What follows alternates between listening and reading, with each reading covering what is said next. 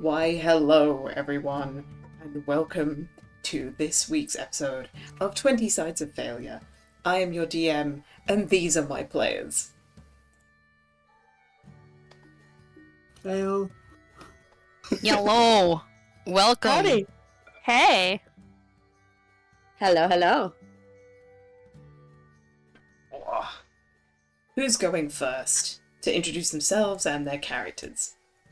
I will, because I want to get back to eating my garlic bread while it's warm. Hi everybody, I'm English Ray. I play the cleric Austra Rose, who currently is very happy to be waking up in a bed.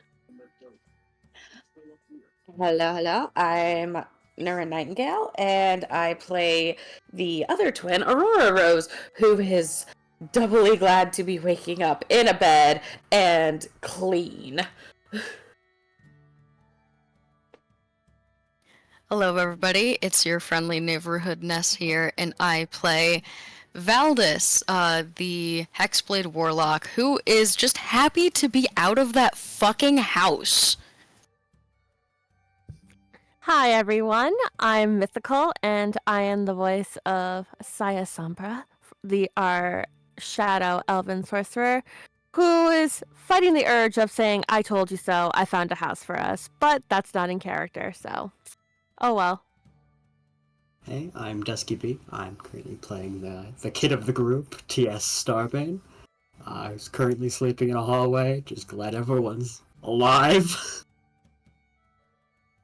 And I am your DM, Benny, here, as always, peering up from behind the book. And a brief recap for last week, and I'm going to do a little bit of a rewind since we had to end on a little bit of an abrupt note. So, you finally made your way out of the death house. You succeeded in dodging the traps, and after a couple of close calls where a belly was sliced and some pools of blood were lapped up like a dog, you were invited to spend the night at the house of Ismark Koilanovich. He is apparently, as he has introduced himself to you, he is the burgomaster's son, whatever that means. And you were all shown to one of the guest rooms with working plumbing, and set yourself free to have a good night's sleep with cheeses and wine. No matter where you ended up last night, a presence laid itself over you. The best way of describing it is that someone laid a thick, heated blanket over you, making you feel content, cozy. Something hard to do considering that in your bedroom there are no glass panes in any of the windows. It's all just boarded up with planks and nails. You wake up in the morning feeling refreshed, actually grateful, and appreciating actual feather down and a comfortable mattress. Even you, TS, as you were sleeping on wooden floorboards the entire night, there's no uncomfortable crick in your shoulders, your neck doesn't ache. You've had an amazing night's sleep.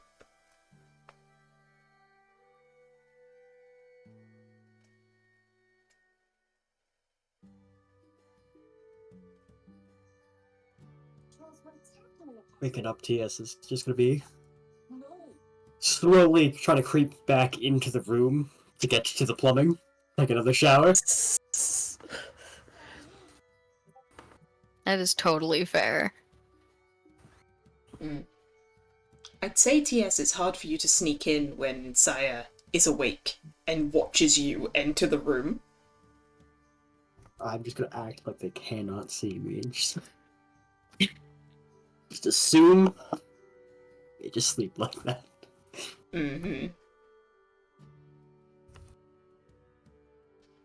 Although that is a good question. Saya, you are the only one that trances. You are the only one that needs 4 hours of sleep rather than the customary 8. Is there anything that you're doing in the 4 hours between you waking and TS coming in for a shower?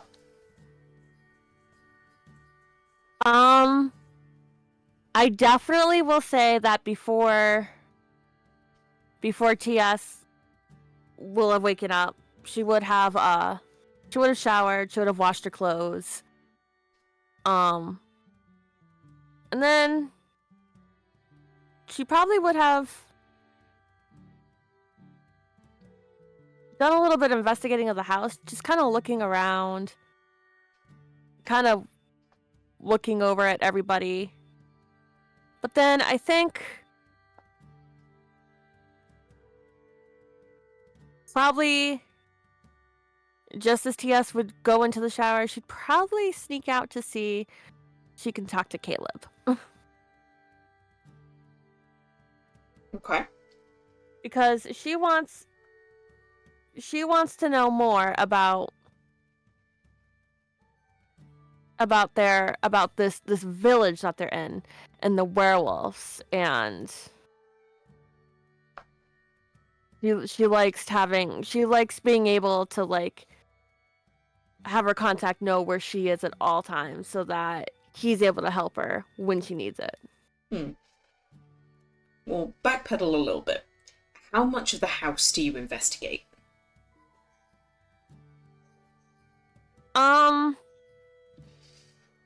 Pretty much all of it. Well, except for the rooms that everyone's sleeping in, she avoids those rooms. So the rooms that like are unoccupied. Okay. The majority of the second floor, you get the impression, is occupied, as when you try doorknobs, they are locked. Right. First floor seems to be... The best way of putting it is like, this would have been where guests would have stayed. You get the impression that it's a lot of simple bedrooms and simple bathrooms, closets, linen closets, where it's like, this would have been where potentially servants would have stayed as well.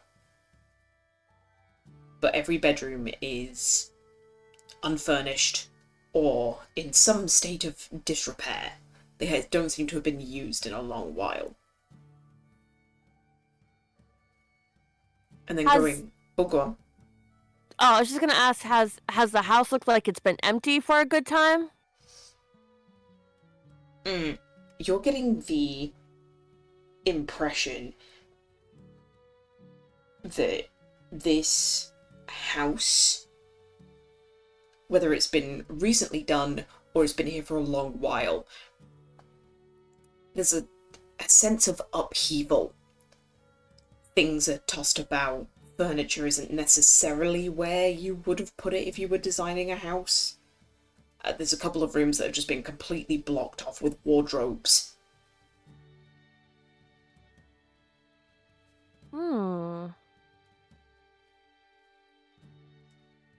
Is there any, like, way to get behind the wardrobes? Not that you're aware of. This is just what you're seeing from, like, the landings and the hallways. They're seeing. Okay, so that's what she's saying. Is there a way to investigate it? I mean, you can try and move the wardrobe if you want.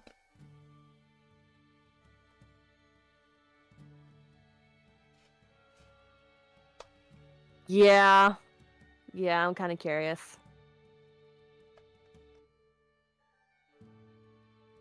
Would that be a strength check?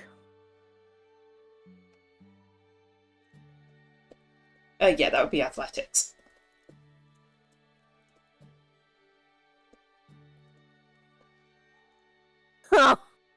Nope.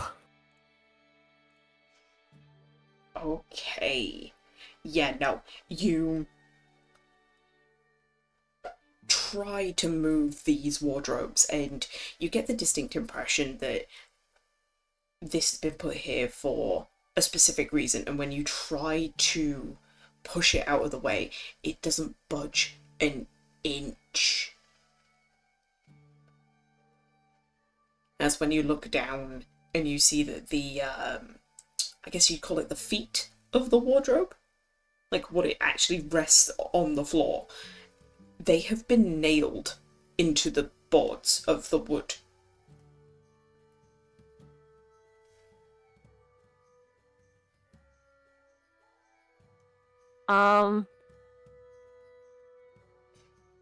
You You'll make a you do, however, make an ungodly amount of noise as wood groans and creaks with you putting pressure on it.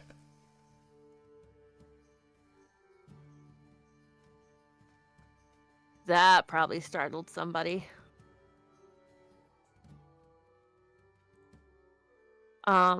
She also makes a mental note to talk to, I want to believe, Astra. That is the strong one?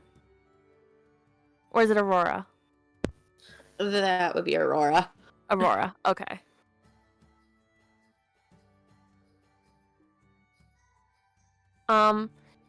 Is Saya able to hear TS roaming around or in like starting his shower? Like, does she hear like the water or anything like that? No, because I'm gonna say that this hasn't taken you 4 hours to do. You haven't done the whole Okay. house yet.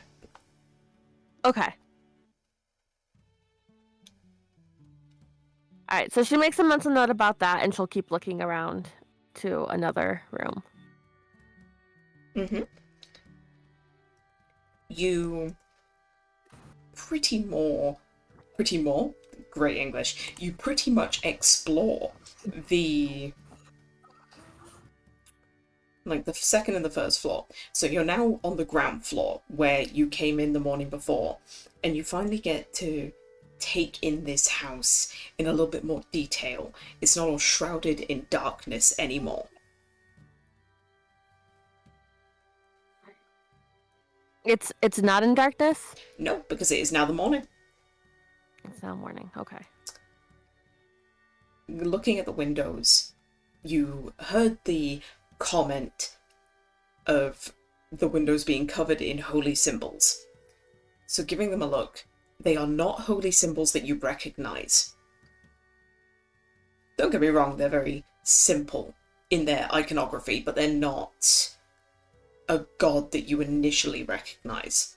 One symbol is a sunburst. It is just a central disc with loads of light rays coming off at different angles and different lengths. The second one is, it's still a disc, but part of it has been carved away so that it is a crescent moon shape hanging in a circular pendant.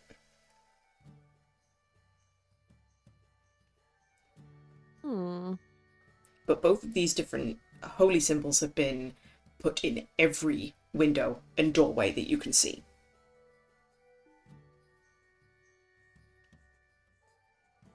That's a lot of holy symbols. Mm.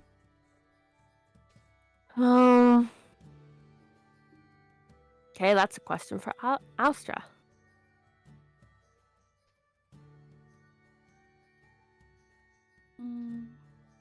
All right, I can continue investigating the lower level. Mm-hmm. It has a standard layout that you would expect. Kitchen, dining room, living room, and quarters.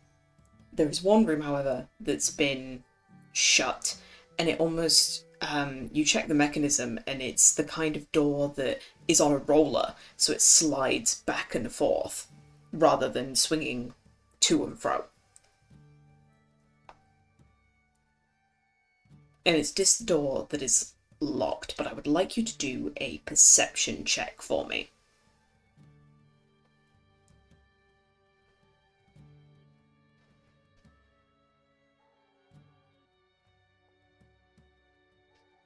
I'm not hitting these dice today. In fairness, the DC wasn't that high. So, although you don't hear anything from the other side of the door, there's now a smell that you're noticing. Very faint, but it's like almost musty. Like a staleness to the air.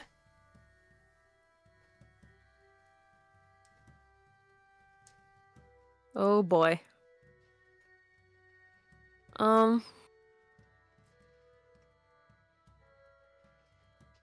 Is there anything in the room to try to unlock that door? Like a key, crowbar? Not that you can see. Unless you have a crowbar on you.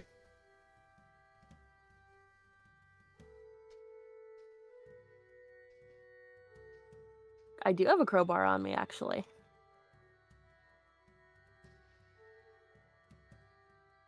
Let's try prying it open. Okay, yeah. That is an athletics check then.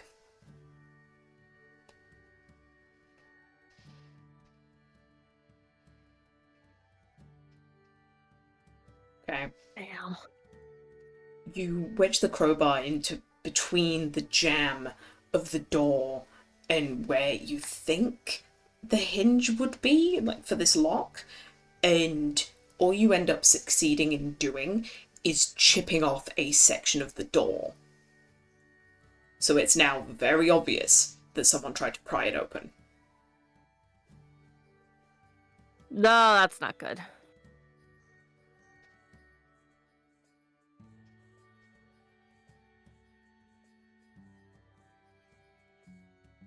Well, damage is done. Can't really go back on it. Can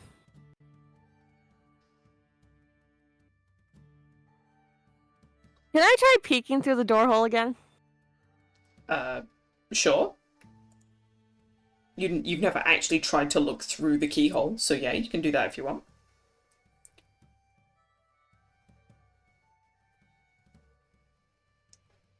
Is that a perception thing? Finally, high roll. So through the other side of the keyhole, it looks to be some kind of like reception room or like a drawing room. There's multiple like chaise longues and sofas for people to sit on, a rug on the floor, a massive fireplace, and you get the impression that this is the kind of room where like people meet, and maybe they come in here after dinner to enjoy a coffee or a treat before they leave. The thing that's out of place is that in the middle of the rug, there's a coffin. A coffin? Mm?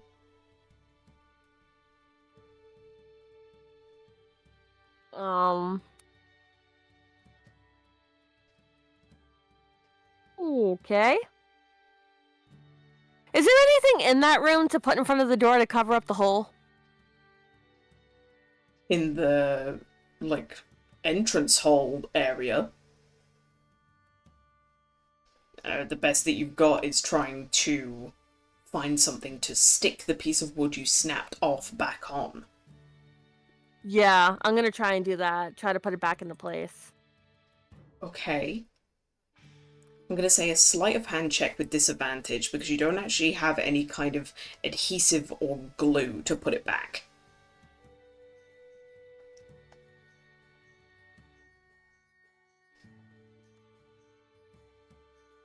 Okay, we got an 11.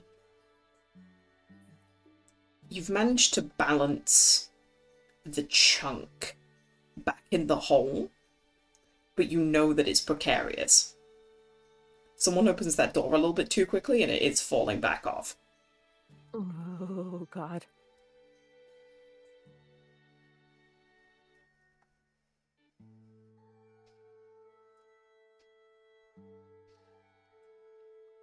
Alright, in that moment then, she wants to know what's behind that door. She also wants to know what this house was used for. So, she'll go outside and lead her, and she's going to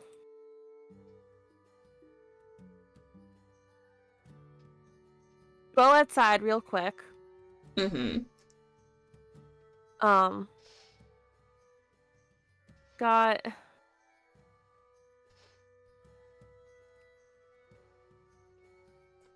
The door, or at least the front door, is locked, so how are you getting outside? Open a window, slide in and slide out. All the windows are barred with wooden planks. Oh, that's right. Is the door locked from the outside or inside? Oh, it's a sliding bolt with a key. So technically both.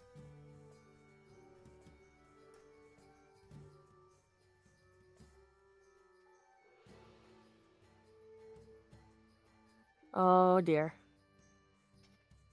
Oh dear, dear, dear.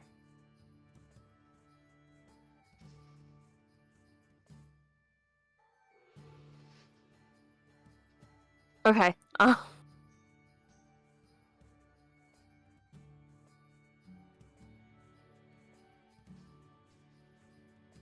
Trying to think.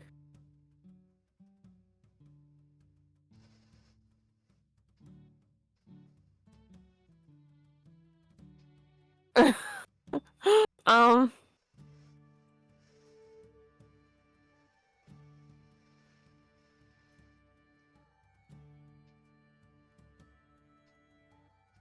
I don't know. I don't know, DM.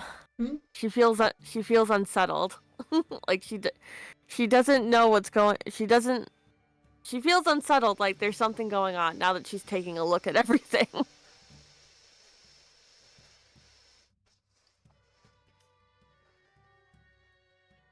Casket in that room. It's locked. All the windows are bolted. There's holy symbols everywhere. The door is also locked. They can't get in. They can't get out.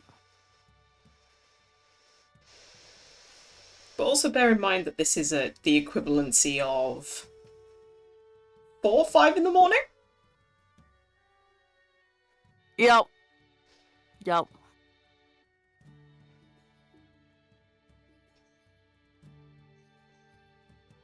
Were there other rooms down there that she might have missed? No, I will say that for the sake of time, that you had enough time to go into every room that you had access to.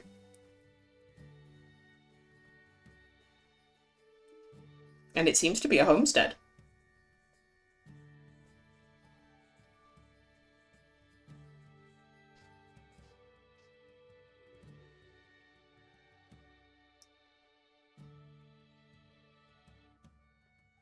So, okay. She's gonna go upstairs. And she's gonna see if she can wake up Valdis. Because she figures he's a vampire. Probably doesn't need to sleep.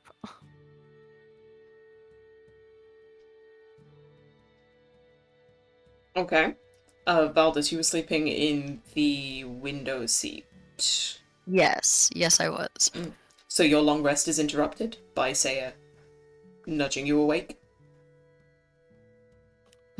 Who's dying? No one's dying. I need you to come down.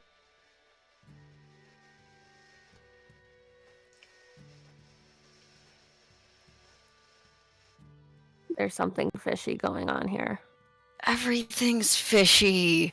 You need to use your words, please. Both of you realize that your voices were just a little bit too loud as you hear a sleeping moan come from one of the twins as they roll over in their sleep. Val will kind of just like sit up and crack his neck and just rub his eyes, like stage whisper, "What have you done?"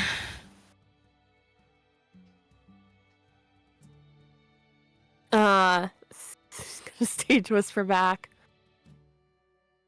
There's something behind a door. It smells musty, and I could see a coffin through the door. Val kind of just gives you the most unimpressed look you have ever seen in your entire life. He just looks at you with a straight ass fucking face and is like, you realize these people have had their town slaughtered by the werewolves, the vampire lord. Like, you understand that this probably isn't their original house, that they are camping here, staying here because this is one of the only buildings that's standing, right? And you just went snooping through everything. There are going to be... Just puts a hand, just face palms like, oh my god, what have I gotten myself into? I just want to go home. And then she just kind of goes, I tried to crowbar open the door. Just stage whispering, you tried to break in to a locked room in a house that we are staying in by the good graces of a single person. Alstra, you're asleep. I would have got really, really loud. No, because this is all being stage whispered. Oh, my bad. Oh, shut up. Have you lost your mind? I understand being cautious, don't get me wrong. I completely understand that. But there's a time and a place. If these people wanted us dead, we would already be dead.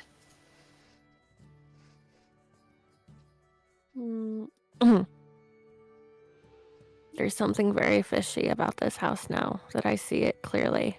I investigated it this morning after I got up. As the windows are barred shut. You can't get in and you can't get out. There also seems to be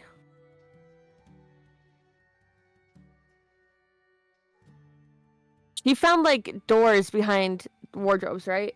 Mm-hmm. There are doors behind wardrobes. It looks like this place was like a house for slaves.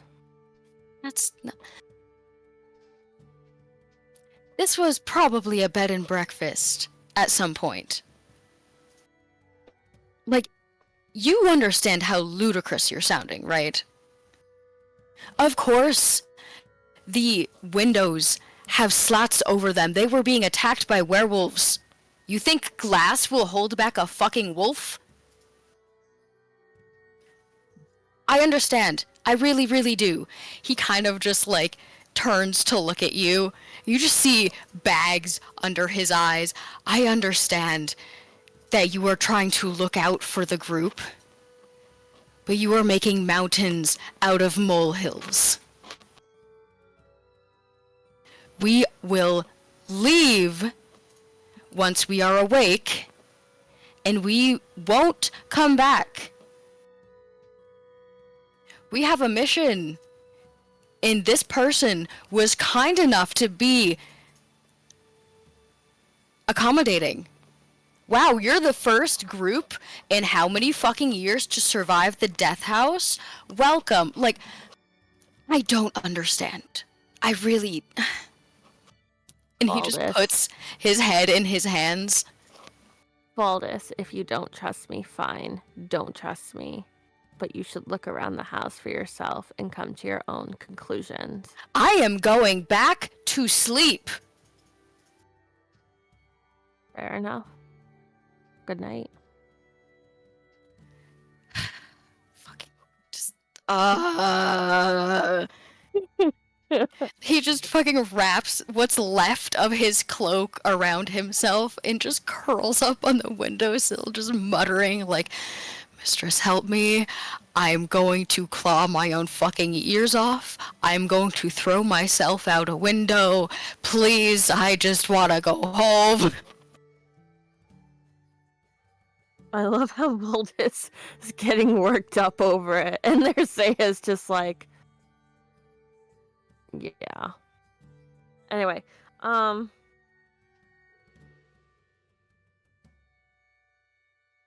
then she just kind of nods and kind of goes out of the room.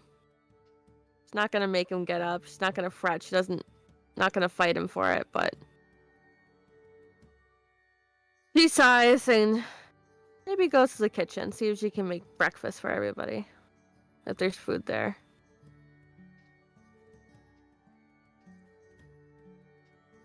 Yeah. But the house is still very much on her mind. So, everything in the kitchen are things that won't spoil easily. So there's like rye bread, like wholemeal bread, there's cheeses, there's cured meats, there's a couple of like bits of like hardier vegetables that might be done in for a stew.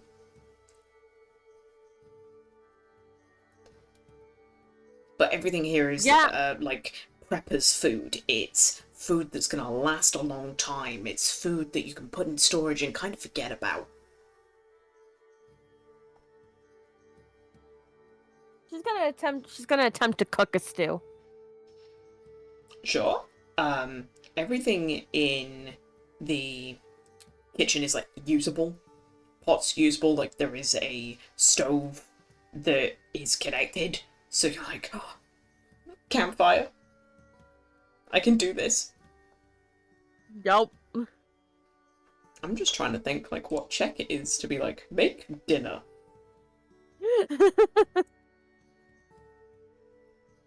There is, I believe, cooking utensils or tools. But as far as I'm aware, Saya is not proficient with cook's utensils. Nope. So it would just be a straight check, straight roll. And I'm trying to figure out what that is.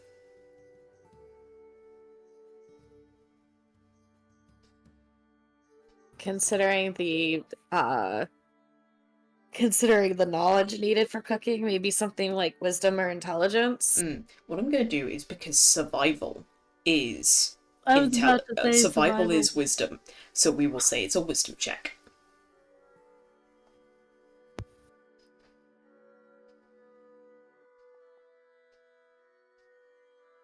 Fair enough. In that case then, TS, when you wake up to have your shower, Saya is not in the room.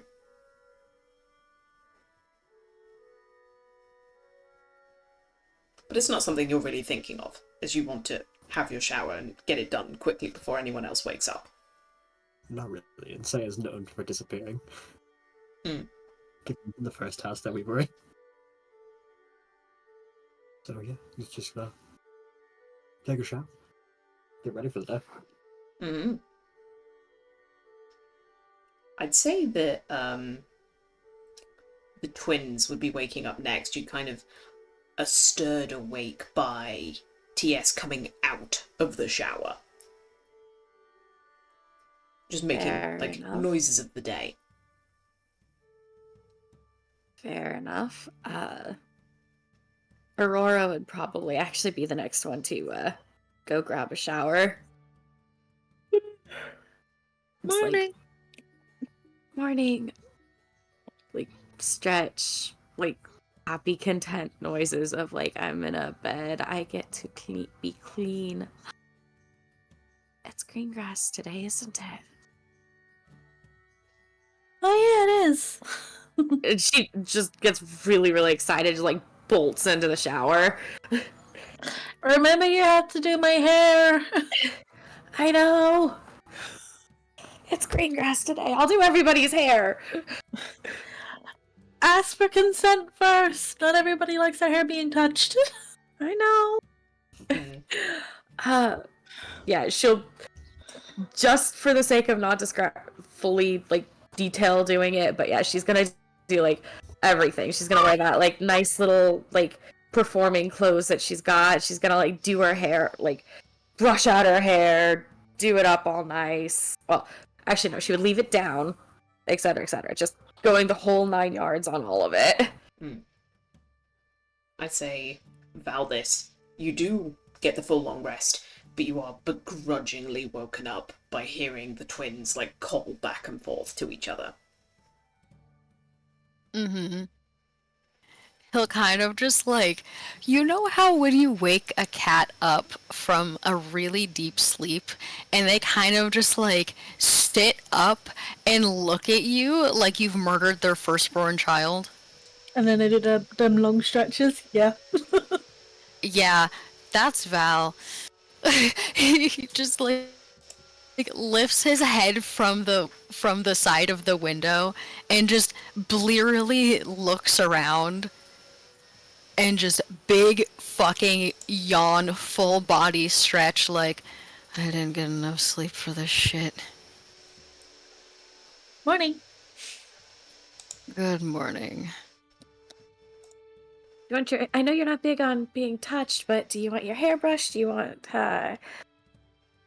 I don't know. Do you want like that nice bath? I can draw you a bath. Like He kind of just like looks up at you, very fucking tired and just, I wouldn't mind a bath if you offered. yeah, she's just really really good mood. Like bolts off to like go to start like a nice warm perfect temperature bath. Pops back in. Can I have those flowers that I gave you? I can put them in the bath. Oh, right. I was gonna hand these back to you in the morning, but he kind of hands them to you. I explain by saying what today is to Valdis, and I say that because Ray has forgotten what day it is. Green grass is like the Green grass, Sunite thank you. yeah, Sunite celebration, start of spring. Okay. Yeah, he'll kind of just be like half listening, nodding along, just another yawn, like full, like jaw cracking yawn. While Aurora's flitting about and getting herself ready and drawing the bath for people, Austra will just motion to Valdis by just like patting the space on the bed next to her. It's not in a weird way, it's just as in like a come sit down, buddy. Yeah, he'll kind of just like very sleepily walk over and he'll just like plop down and sit like crisscross facing you and just wait. So I have questions. Yes, questions. People have those. About Madame. He'll kind of like straighten up a little bit.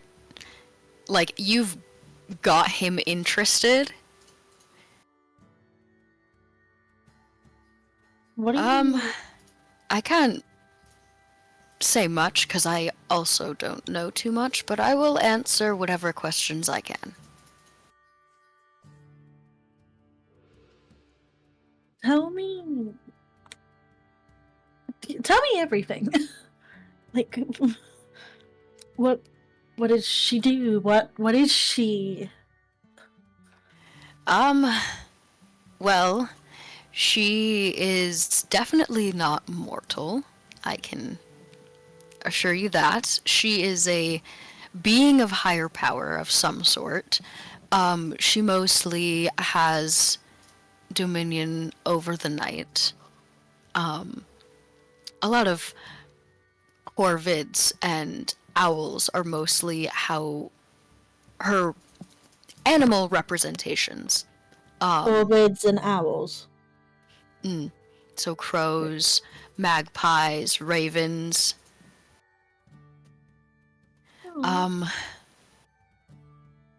She's like, They're all really clever birds. her dress is made out of their feathers, actually, which is very interesting. And I asked her how she did it, and she just smiled at me. and Well, didn't that's answer, and it made me very frustrated, because how do you make fabric out of bird feathers?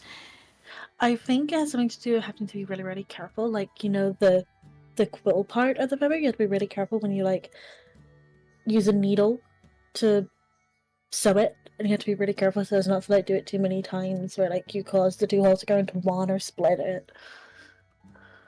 I figured it was very similar to like beading, kind of, but I'm not sure if a whole entire dress made out of them is very comfortable unless she has a lining fabric, which I think there's a lining fabric in there somewhere. I really haven't asked her about it. I probably should. I think a feathered cloak would look absolutely dashing. I think so As he too. kind of just Like a collar. he just kind of like smiles and mimics like waving a cloak out. You know how like stereotypical vampires like grab the cloak and put it in front of their face, like that. Ah. Does sound pretty. Feel like it would be a pain in the ass to make, but So worth it. hey, I mean, it took me what, 8 months to make my lounge clothing. I think I'll be able to handle it. Well, if anybody can figure it out, you can. He'll give you a small, genuine smile. I just wanted to know a bit more about her. Well, she's somewhat, somehow, some way, tied to the moon, I think, possibly, maybe. Every time I asked more questions about her, what her name was, what I should call her, and more information about her, it always made her a little bit uncomfortable. And I didn't want to push too much. So, I don't know a lot. She does call the people who she's contracted to her children. And I call her mother, because I think that's hilarious. Wait. Contracted to her? Well, yes, just kind of like sits up a little more and kind of shows you his right hand, and you can see a small crescent moon like mark. It's not really a tattoo, but it's dark enough to like pass off as one. I was just your normal run-of-the-mill vampire when we met, and she offered to provide me with more power to be able to get revenge on somebody who needs it very badly in my life. And she offered that in exchange for this power, and in exchange to help me kill somebody, that I would do the same for her. And she hasn't really let me know when that will be or who that is, but I think it might be the person that we're after, which is terrifying. I haven't gotten any confirmation, but I think it has to do something with the whole undying king thing, and I'm nervous. So, you have a deal with her. She gave you power so you could get revenge, and in return, she wants you to kill somebody for her. Something like that. Okay. I know it's not an easy dichotomy of just being like good or evil, but where on the scale would she be?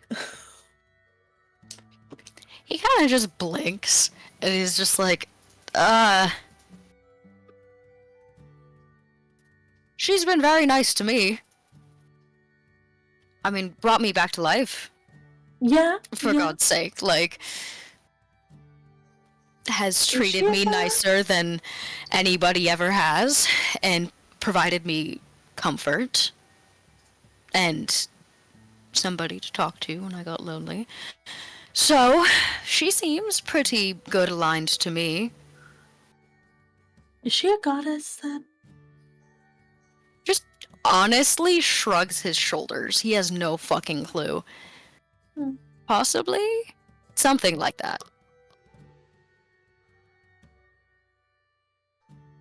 Austra pulls her knees up closer to her chin and wraps her arms around her knees.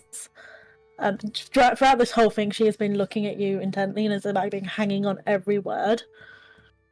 And at this point is when kind of that openness closes up a little bit, because as she like draws herself inward, she drops her eyes from you to like look at the bedspread or something. I think she spoke to me. Interesting.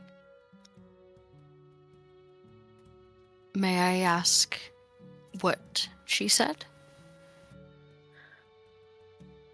As soon as I find it, yes.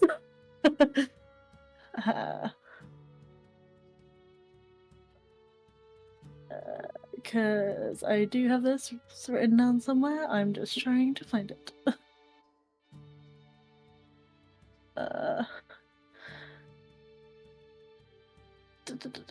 Oh, is it on the other one?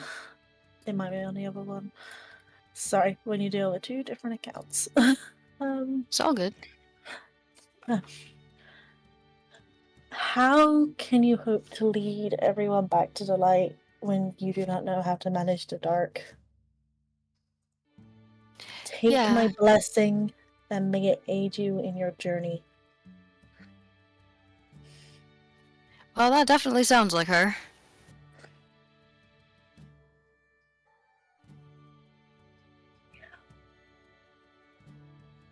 She's always been the more push you in the right general direction of where you need to go or what you need to do.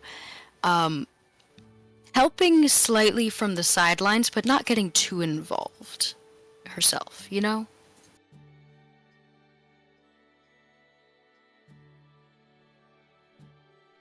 She said that to me in my head straight after she brought you back.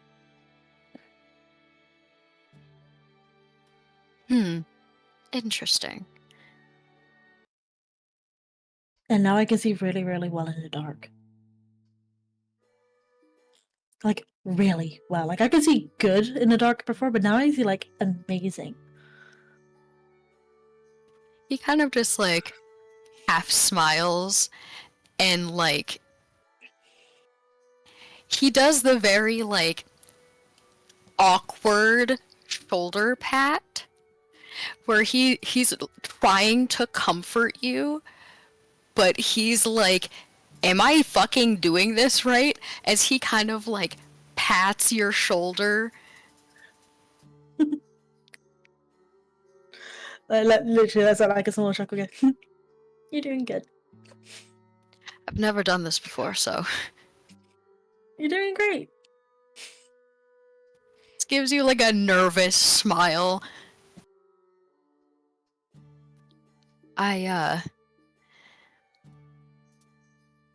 She seems to be a good one. Just wants to help and shepherd lost souls to where they're supposed to go.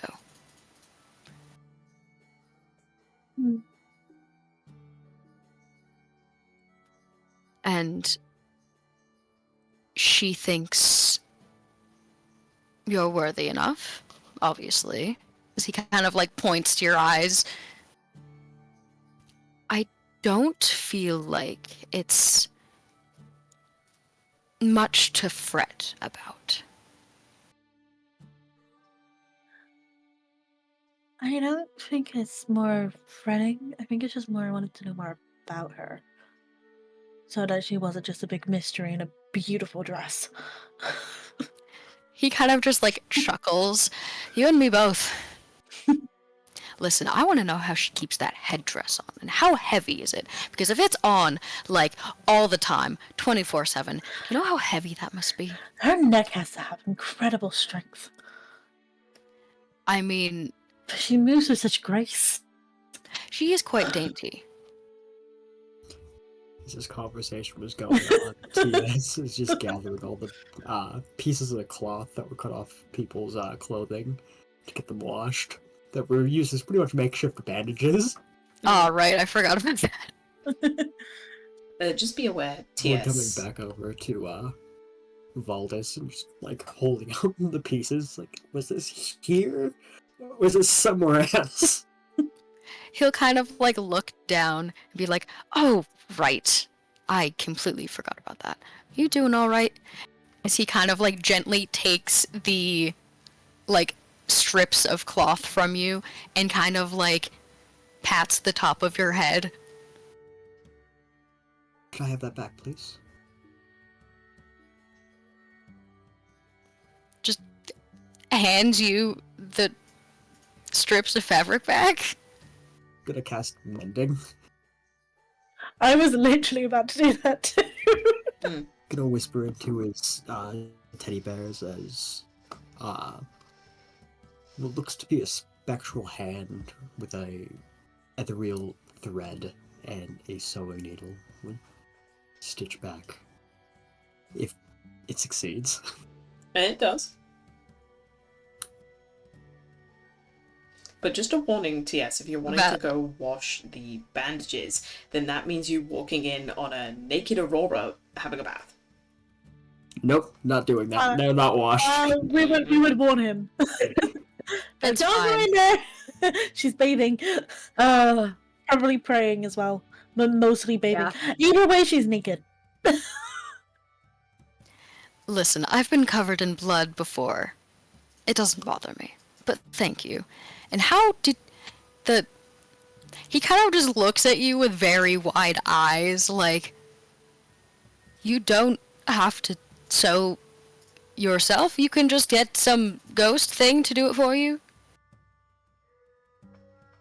I know that spell. It's very useful. Especially when you singe your costumes. Kind of just looks at both of you with wide eyes, like...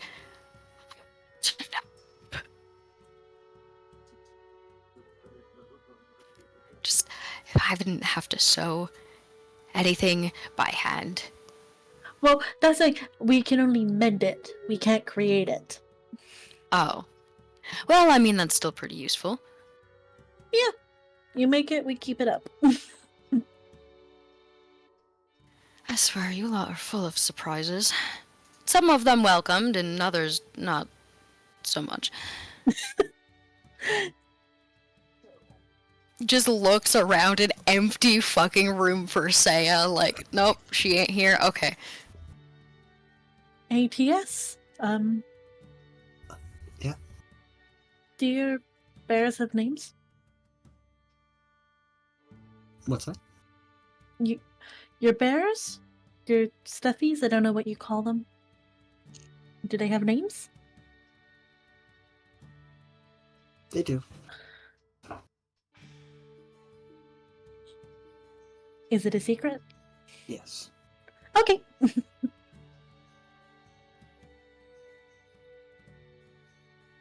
Yes. Mm-hmm.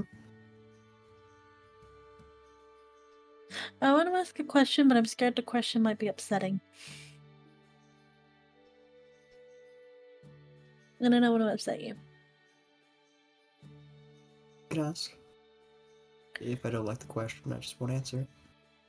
You know what? That's fair.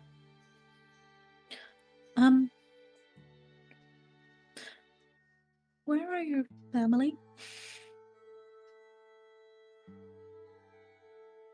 Just going to walk downstairs. Oh, I upset him. I upset him. Just kind of like, again, just awkwardly pats your back. Well, you tried. I'm gonna have to bake that boy a cake and apologize. Do you think he likes lemon? Make a good lemon drizzle. Well, I mean, he is a child, so presumably he likes sweet things. Although I didn't really like sweet things as a child, so...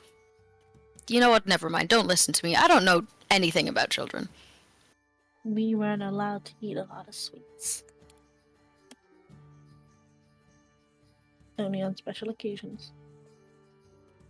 Is that part of the whole Sunni thing? Yeah, pretty much like body as a temple. Keep it looking good. Ah. On the outside, when you look at Sunni, you could pretty much say that we're vain. But it's not about that. It's just about appreciating the beauty in different things. It can be like, that stereotypical pretty and beautiful and like Sunnites really, really, really, really, really like red hair and green eyes because that's what Sunni apparently really, really likes. But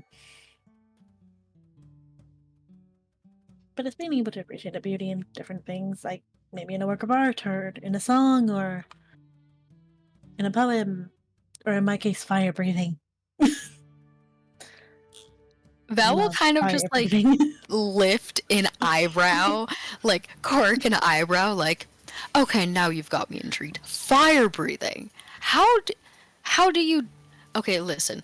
Like, I conjure energy and shoot it at people. Obviously, that's not everybody can do that. How do you breathe fire?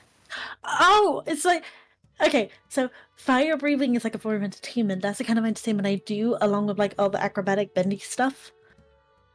So usually a flame and a liquid that is very flammable that you hold in your mouth, and then like you hold it to the flame. And you're like, but let's not mince our words. You basically like spit it out, and it makes the flame go bigger, and like you're breathing the fire. Oh, okay. Yes, I can see. I can teach you. Val Really opens his mouth and immediately closes it with like a clop. I am not going to say that. What? He just gives you a mischievous smile as a small blush spreads across his face. What?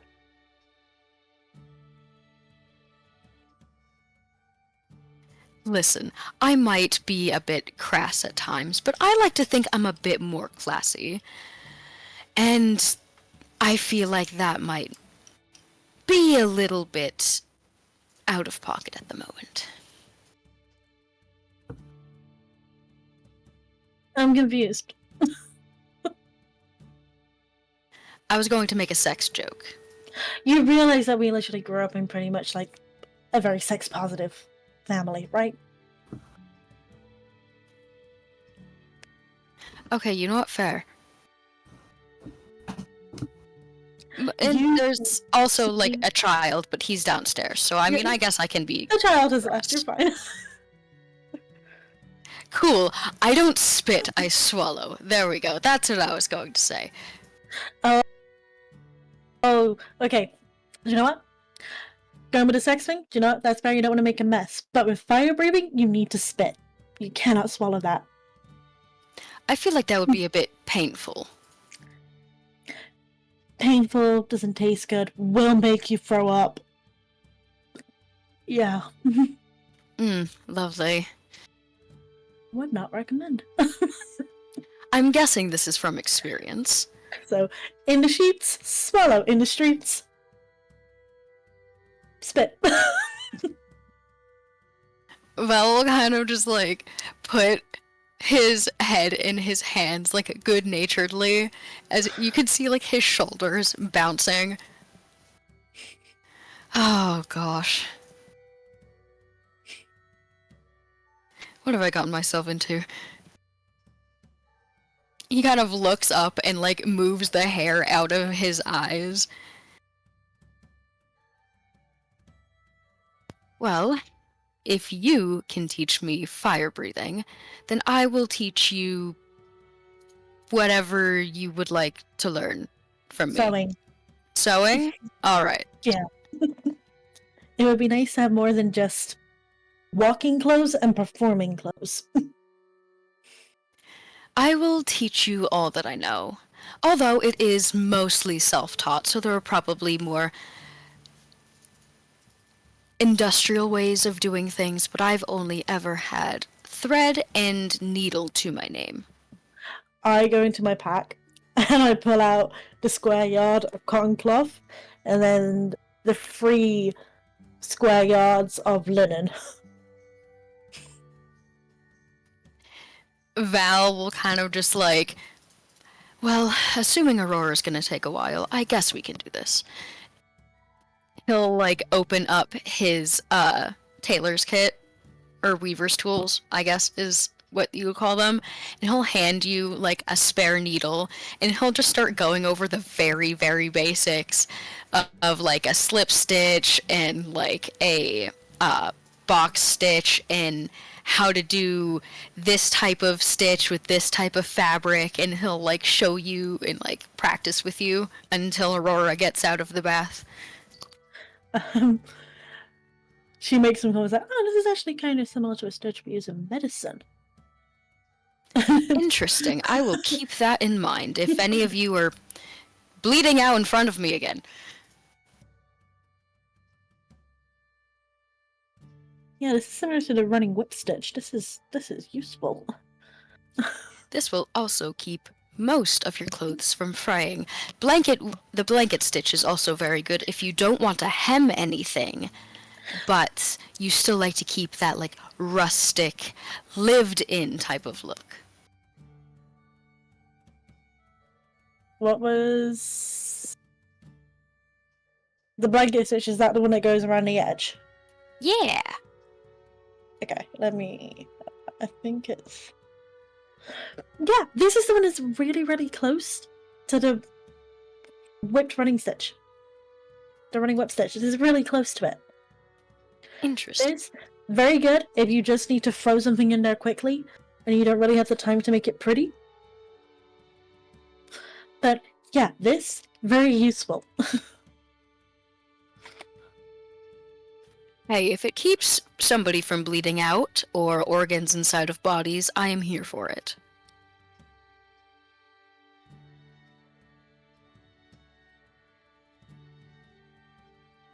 Just looks up at you with like a smile. Just goes, I'm really gonna look forward to this.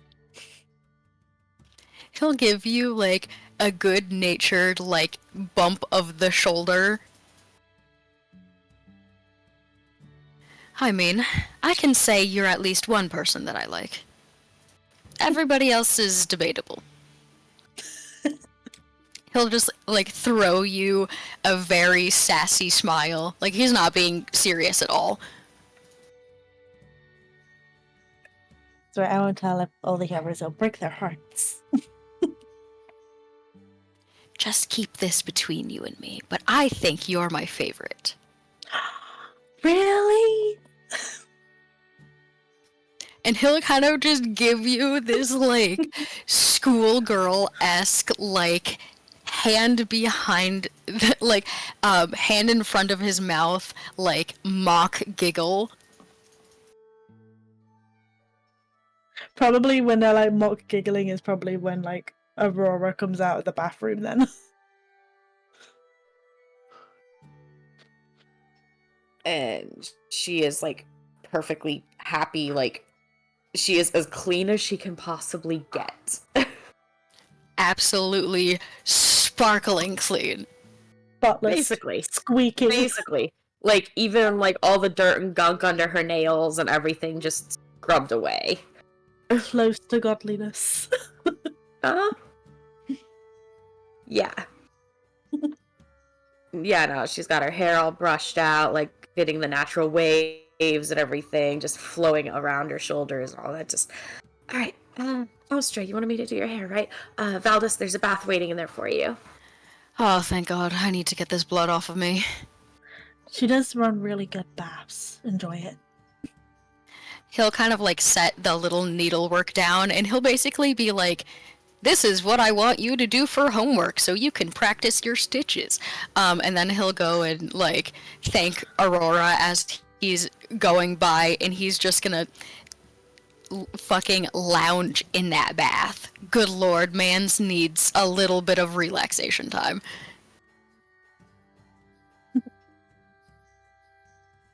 So, what are you thinking today?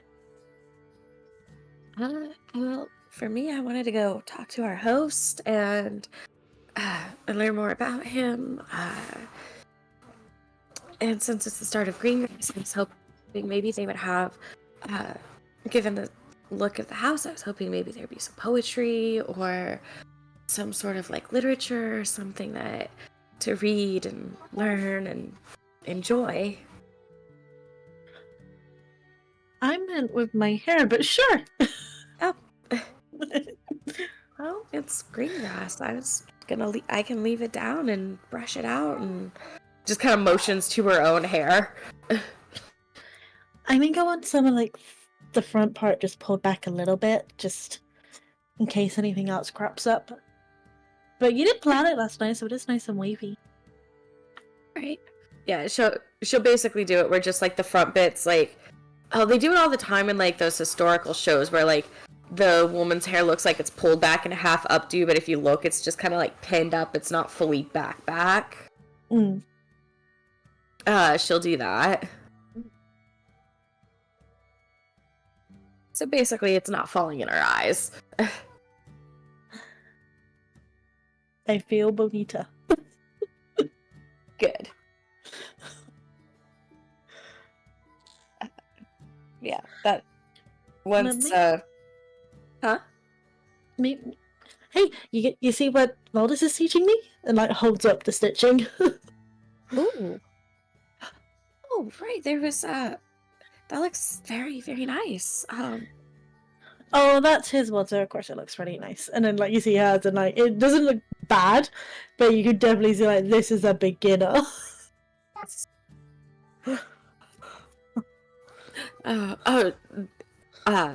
Looking at the stitching kind of reminds her, so she goes over to her bag to fish out the books that she had taken from the home from that chest. Since they were blank, she kind of wants to open them up and like see if they're still blank, see if they're still good after everything deteriorated in the house. Looking at the DM, who is muted. Yes. So, I would say, if you're planning on, like, going out to explore the house, or are you just heading straight down to the bottom to, like, try and find the host? Well, first she was grabbing the books that she took out of the death house and everything when we found that secret room. She took, like, a couple of the, blank books. Mm-hmm. Yeah, she wants to check those first, and then, yeah, she was gonna go out and, like, find the host. Fair enough. Let me check the notes to make sure that I'm not telling you something wrong. Where is... Ah, there we go. So, found in the little cubby in the library. Yeah, in the trapped chest. Mm-hmm. They were blank when she looked through them. Mm-hmm. So the 3 books that you've got are completely blank from, like, front to back cover. But it's decent, like, black dyed leather. Okay. Are they still in, like, good condition? They're not, like, the pages won't crumble if I touch them type thing? They have aged a lot from just taking them out of the house. The leather is a lot more cracked and faded, and the pages have started to take on, like, a yellowed tone, but still completely usable. Okay, she looks like a little disappointed, but like still like, okay, cool, like I can work with this. So just puts it back in her back, or leaves one of the books out by the bed for now. Looking really, really happy. I wonder if they have a pencil. Yeah, I wonder if they have a pencil I can borrow, or an ink pen. If not, I mean, we can always make charcoal. Yeah. Oh, working with charcoal is always the best. I wanted to go thank our host, though. I forgot to do it properly last night, so... did you... Looks at you in the very stereotypical Sicily way of that's a double entendre. Just this, like, innocent, like, I don't say, I know what I'm doing. You and I both know he's your type. Yes, but it's not like I have an intention of forcing myself on him. No, I know. You would be very amenable. I would most definitely be agreeable if it took that turn, but I have no intention of pushing something that isn't there. I know. But I do agree that we should probably thank them. And I'm pretty sure I owe TS a cake as an apology.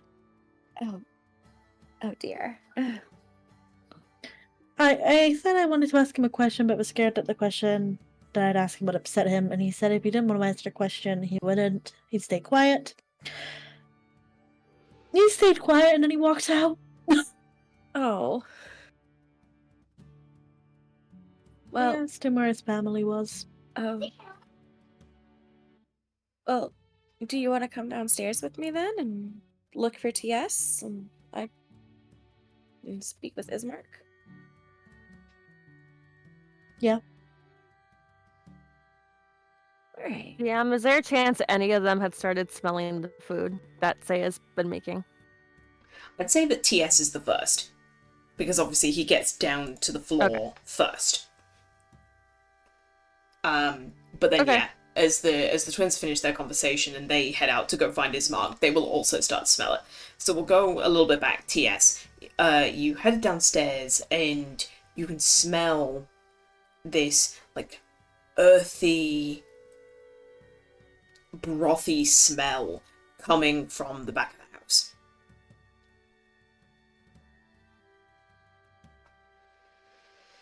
Go take a look. And Saya is in the back, and she's very concentrated on this pot in front of her that she's stirring every now and again. Saya, you see like a couple of herbs that are hanging from like a drying rack above you, and every now and again you just pluck a bit, give it a smell. There's a nod, you put some in the pot and you let it simmer with the rest of it.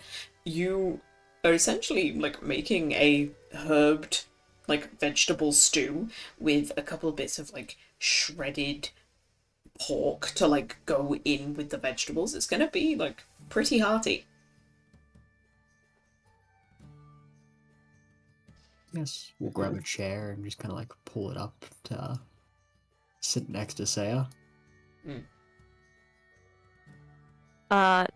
She's gonna look over and see TS and go, "Good morning. I've made food for everybody. Once they all get down here, we'll dine. Because chances are we're probably getting kicked out after this." Just not. She's just really nonchalant about it, too. She just goes, "I went exploring. I wandered through a door. Door didn't open. I tried to crowbar my way through. Piece fell out. I fixed it. But not really. But kind of. It's noticeable. Anyway, I hope you're hungry." I am. Could I make a trade? A trade. Can I ask a question if I... Could you answer a question if I fix the door? I can. What would you like to know?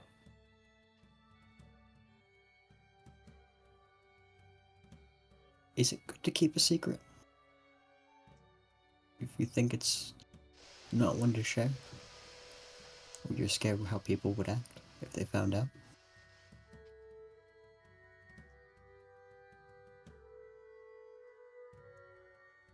She'll just kind of turn and look down at TS.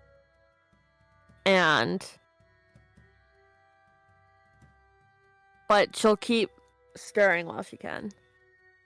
Kind of like making eye contact, but at the same time, not. Well.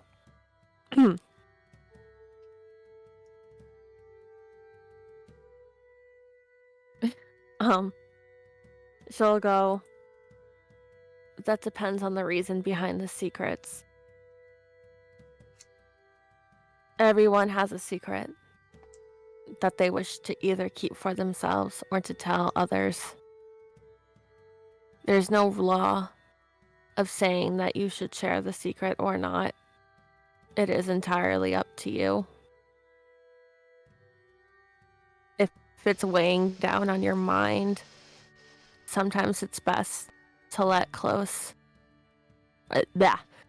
Sometimes it's best to let a close comrade know about it so that someone else can share your burden.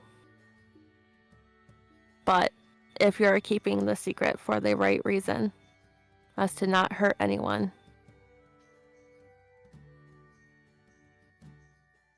then that maybe is what best.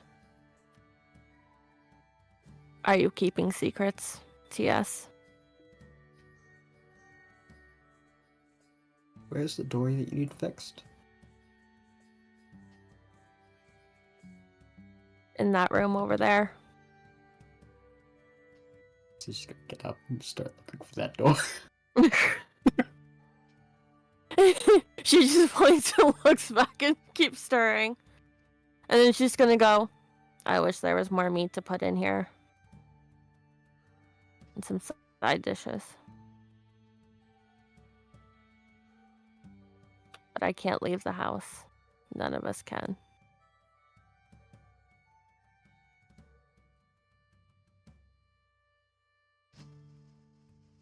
Yes, finds that door. He's gonna see if he can cast mending on that as well. So, with your passive, TS, yes, you can see which door it is, because although from front on, it looks like the slot has been put perfectly back in place, you can actually see like where the crack is as it's sitting out of the frame of the door. And yeah, it is small enough that mending pushes it back into place. Fantastic. Because mending is what, a Hey, 1 foot we by may 1 not get foot kicked out cube? after all. I'm looking. Yep, 1 foot in any dimension. So yeah, you're fine. After that, he's just gonna go back and sit with Saya until they're done with the stew. You're not waiting. She's gonna... Oh, go on. Oh, she was just gonna turn and give a little sip to TS, and she'll say, some children are a bit more pickier with their food. Tell me, do you like it?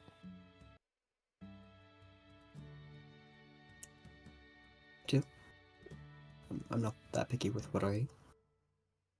You are growing. Human children need to eat more.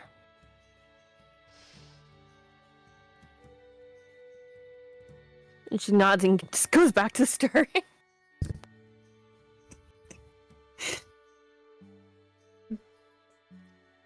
TS, you're not waiting for too long when you hear 2 sets of footsteps coming down the stairs.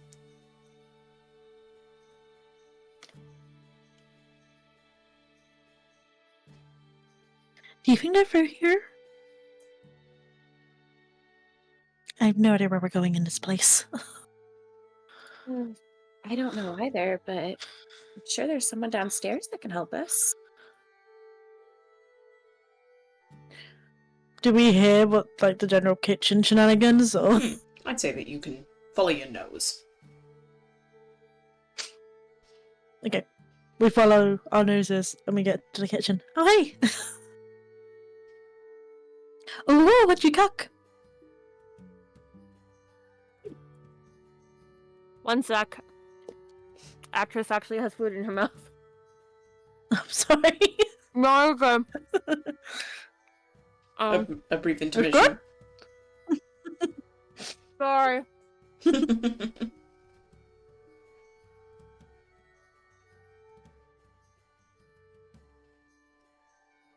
Yeah. Okay. Oh, so it's not good. Okay. She goes, I know we need food. I looked around the kitchen and there seems to be some herbs and little bits of meat. So I made a stew. It's not best, but I'm not able to get it out of the house. So I hope everyone's hungry. We can all have a dinner, breakfast, lunch thing together. What did you cook? Essentially a stew with everything the DM explained before. So bits of shredded pork, Yum. and then like root vegetables, so turnip, swede, carrots, potato, all in like steeped in a broth made from like leftover like pork bone and things like that. Potato. Potatoes. That sounds good. It's simple Just food. It's hearty food. It's something that kind of takes you all back to your own kitchens at home. It's that kind of... Everyone knows that feeling. It's that feeling of a home-cooked dinner that's just simple and effective and tastes good. shit, this is really good.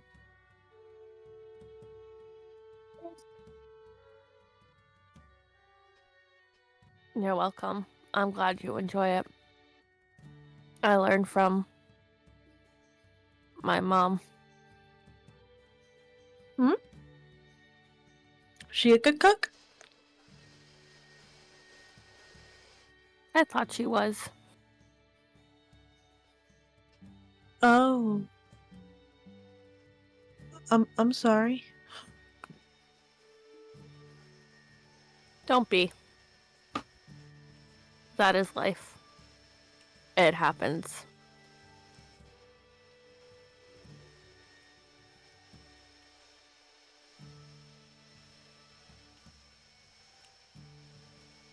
And Zaya's just kind of sitting there, and she just keeps on eating.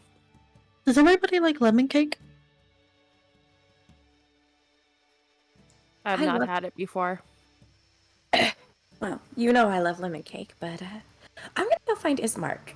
And she's gonna, like, take two bowls of food to go. Okay. Duck out of the room, go try and find Ismark. You'd probably bump into Val as you're leaving and just be like, oh well, have fun. Thank you. I'd say that as you're both, like, coming and going, you can hear movement in one of the upstairs floors, and it sounds like it's coming down to you. Aurora will go investigate. So, are you going, like, upstairs, or are you just waiting for the noise to come down to you? She'll go upstairs. So I'll say that you meet up with each other on the first floor landing as they are coming down and you're going up. You see Ismark, and on the crook of his elbow is a woman. She has a darker complexion of skin to his. It's definitely like a more of a... trying to think of a good way of describing this. Like, more of a chocolate tint. Dark lips and dark eyes. Her hair, though, is auburn, but definitely more on the brown scale. And she's Okay. wearing simple dress. And she smiles to you as, like, she acknowledges your existence, and Ismark again greets you with the same, like, enthusiastic grin. A most pleasant of mornings to you. I wish to properly thank you for your hospitality last night. I didn't have a chance to do so. Nonsense. And he sees, like, the bowl in your hand. He goes, and you cooked? One of my companions did. I have very little skill in a kitchen, I'm afraid. What are my manners? Aurora. And he like points at you with a smile. It's like, you can tell the twins apart by the way that they talk. And he's talking to the woman that's, like, still got her arm, like, draped over his elbow. And she's nodding with the same kind of enthusiastic smile. There's, like, a tinge of sadness to it, but she is just as happy. Ismark has been talking about you all morning. Yes, but, Aurora, this is my sister, Irina. She's gonna look at Irina, just still smiling as well. Just, it is such a pleasure to meet you, my lady. And may I just say how beautiful your hair is. It's truly the most lovely shade of auburn. And with a smile, she goes, I believe it is the shade that suits my skin tone. But I would much prefer to have yours. Red is red, and is it not? It is. It would still be blessed in my goddess's eyes. She'll offer both soup bowls to the two. Like a soup bowl to each. They take it quite happily, Irina unlinking Ismark's arm to take the bowl. But there is no point us eating on this landing, is there? Let us head downstairs. We shall eat as a group. Of course. I believe everyone had gathered in, it was the kitchen, right? That everyone was in last I saw. Yeah. Last I saw my companions and my sister, they were in the kitchen. Happily they follow you down the stairs, but Irina, with that same sad smile, just touches Ismark on the shoulder. I will be with you in a few moments. And she heads towards a door to it's the left-hand side of the main entrance door. For player reference, it's the one that Saya had been messing with. No, pity. And she takes a key from, like, a hidden, like, belt pouch and unlocks the door. Obviously safe to say that Aurora notices, like, the sadness and everything. She'll look over at Ismark just curiously, like, is everything alright? The last few weeks have taken their toll on Irina. Especially after our father died. Just, like, this completely, like, her expression is completely sympathetic, like, sympathetic, sad and everything. I'm so sorry. I can imagine it must be really hard. Actually, my father is one of the reasons that I wished to, for want of a better word, house you all. But we will Oh, talk about that with everyone, and after we have finished eating. of course. And she'll press her hands together, like kind of like that anime girl thing when like they're about to ask a favor. Hmm. By any chance, do you have a library or any books of poetry here? We do have a library. Books of poetry is a different thing. You are better to ask Irina for that. All right. It's a celebration today, and it's one of the ways to celebrate is poetry and literature and music. And if you don't mind, at some point of the day, I would be quite happy to play some music or read something or just uh, celebrate.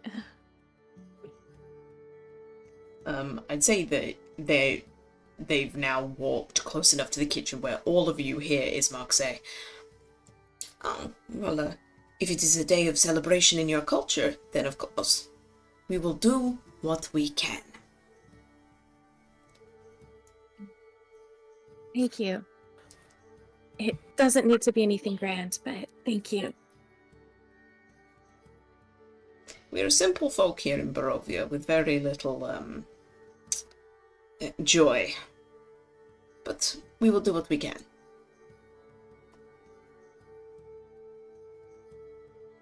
Of course. I understand, though. I'm sure it must come at a bad time for you with she kind of looks towards the room Irina went to.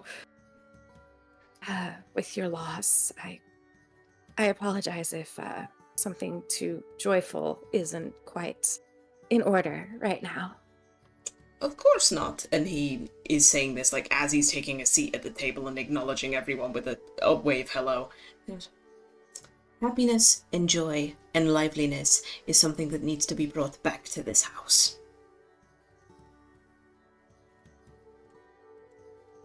I would be glad to help with that, then. I'm sure my sister would as well. Just with like a mouthful of stew, just goes, Yeah, completely not volunteering, Alstra. just quickly swallows. Yeah, we play instruments. I breathe fire. I can do acrobatics. Aurora sings really prettily. And is a great musician. Saya's just gonna cut and go. I hope you don't mind me making food for everyone. I just kind of found what I could.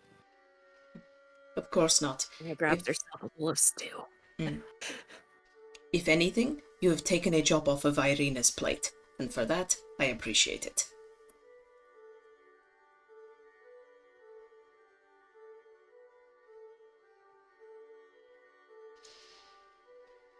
But, if I remember correctly, I promised you all answers, and I promised you all explanations. So, you have my What is the history of this undivided house? attention. Saya just cuts in and goes, what is the history of this house? Oh, it is my family house.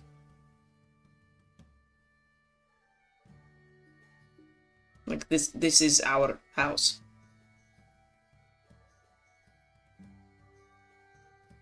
Okay. I Hey. see. He's kind of like looking between the rest of you like, oh, did I not make that clear? I'm sorry. Val kind of just like shrugs his shoulders. Aurora has a... Oh, go on. No, go for it. Just Aurora now eating her food, just kind of like... Essentially, like, I kind of figured as much.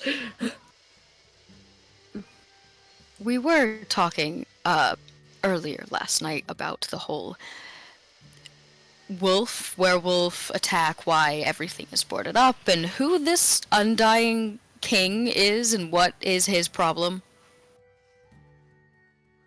Yeah, why does he want your sister?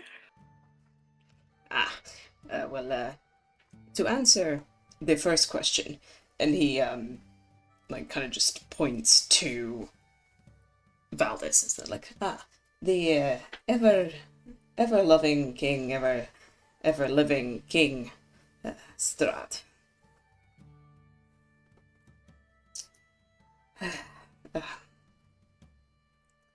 Essentially,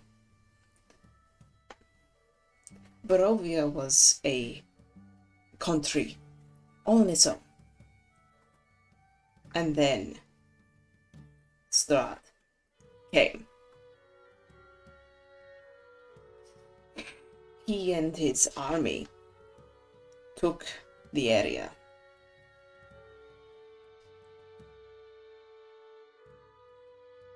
He has placed a curse on this land because of some forgotten sin.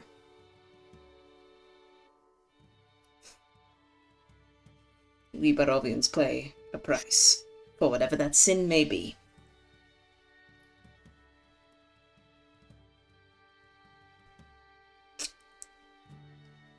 But one of the reasons that we have the holy symbols on the windows and we keep the door barred is that a vampire cannot enter a residence without an invitation. And if we keep the doors barred, that is not an invitation. But he dwells in the castle. If we move to the front side of the house, I will actually be able to show you it in more detail. But it's a poor view from the kitchen window. Val will nod and basically be like, as soon as everybody's done eating and everybody's had their fill, I would love to have more information about that. He just doesn't want, because everybody just sat down and just started to eat, so he doesn't want to be like, yes, get up and show me that fucking castle. So he's just gonna wait. And then, what was the second question?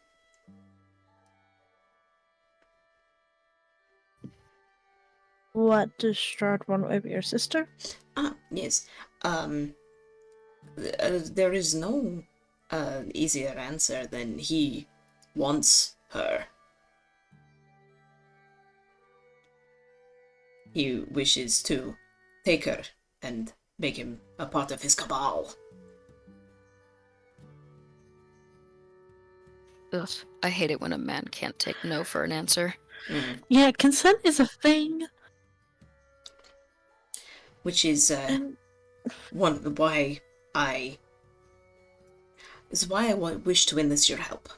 It's one of the reasons I said last night that although I was happy for you to stay, it would not be charity. Irina is too close to him here. He is literally in the castle, on the cliff. He can come to the house at any point he wishes. He has already attacked her twice.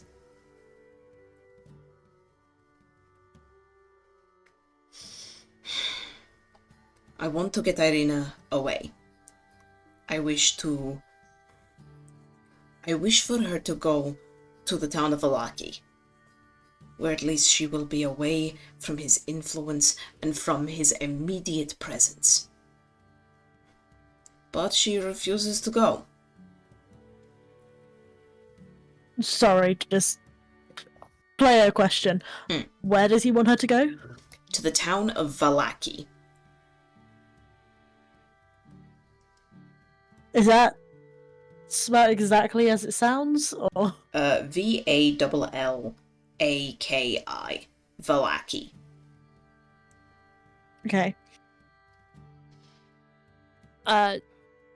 Saya's just gonna interrupt. You would like us to perform an escort mission? When you put it like that. Yes, I would. Her on her own in the roads is not safe. At least if we can get her to Vallaki, then she will be away from his immediate sphere of influence. And the reason I ask you all specifically is because you have escaped the Death House. Which means that unfortunately, Strahd will already be aware of your presence. And he is likely going to start trying to watch you.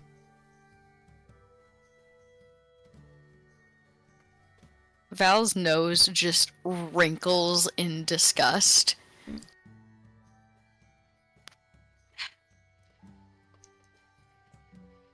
So if anything, it is just as just- much of your benefit to go to Vallaki as it is for Irina.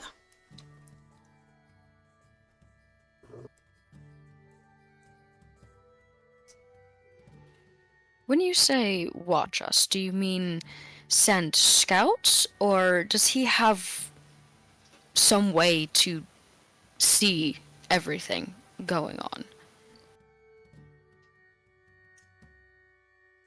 Well, he has spies, networks of agents. He cannot come out during the day, but that does not mean that he cannot see you in one way or another.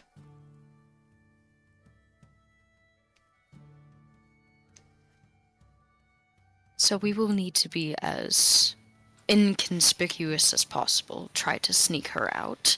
If she is willing to go, because from what you said before, she's not particularly looking forward to this. She has agreed to leave, but she wishes to bury your father first.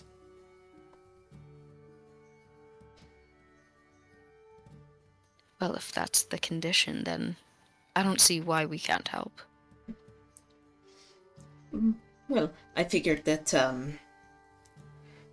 the way the day could potentially go is, I know that it is a celebration day, but perhaps you could take the body to the church, have the preacher there do a small service for our father, and then we can spend the rest of the day celebrating. Almost a funeral rite. Celebrate a soul. It's a wonderful idea. And then tomorrow, you and Irina can head to Vallaki. Okay. Or I don't stay see here why not. technically as long as you like, but the sooner you leave the better for you.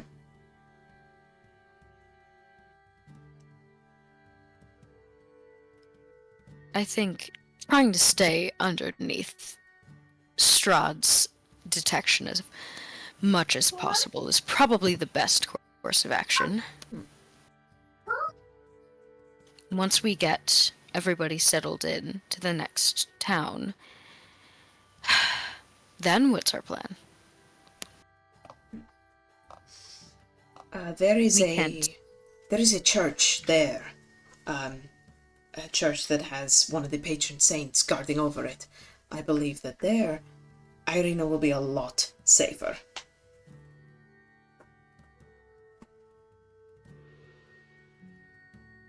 So you want us to take her to a church in Vallaki?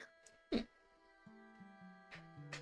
mean, makes sense. It will be covered in a lot of holy symbols.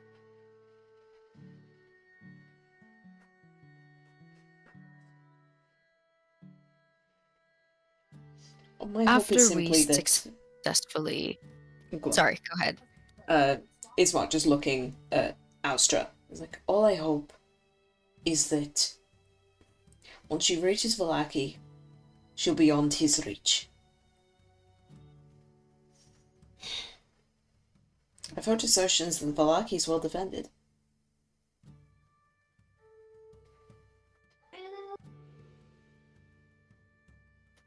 Hopefully, once she's out of his immediate reach, he will take no for a fucking answer and then leave.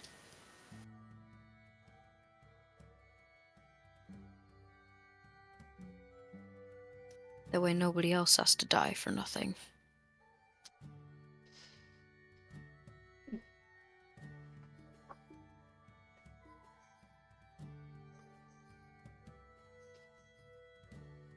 Wunderbar. But please, I'm aware that I have technically interrupted breakfast with rather morose news.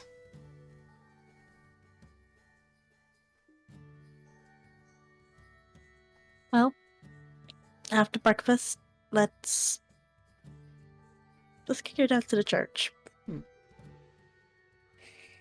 Quick question. Do you have any coffee? He chuckles at that and goes, unfortunately not. You have a choice of water, milk, or wine. Well, it's a bit early to get drunk, so I guess I'll stick with water. Thank you, I though. mean, it's happy hour somewhere. I would love a glass of wine. Will go really well with the stew. And he gets a very similar looking picture to the one he had last night, but not quite the same, and pours out what was a stoppered... What are they called? Decanter? No, I've lost the word, but it's essentially the cork. big... Yes, he pulls a cork out of a big glass jug that has rope, like, wound around the bottom so that you can pour it by using the rope. No, because decanter's more for, like, whiskey and is more, like, engraved, isn't it? I want to say cask, but a cask I mean, is anything wooden. can be a decanter. Yeah, true. Yeah, we'll go with decanter for now. I think it's still called a decanter. But he takes out a decanter of wine and begins to pour.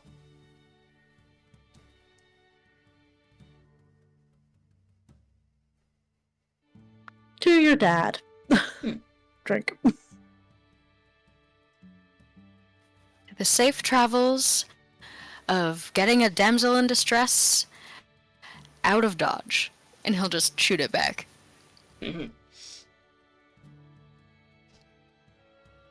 Saya will stay quiet, but do the toast as well. Guess we'll raise a small glass of milk. Not dying. Not dying. I fucking love this child. Ismark, the first time his smile kind of slips to kind of bittersweet. But with a raised glass, he says, the Kolyan Indirovich. May Mother Moon take him.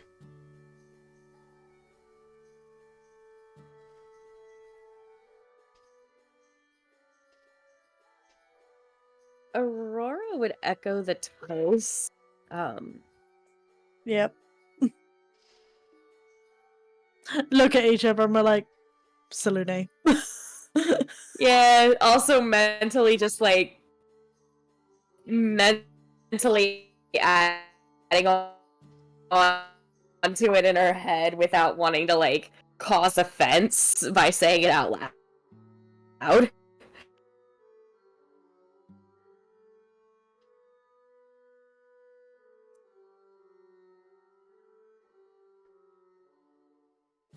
Alright then.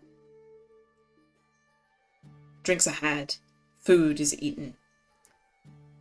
Ismark collects your spoons and bowls and places them off to the side.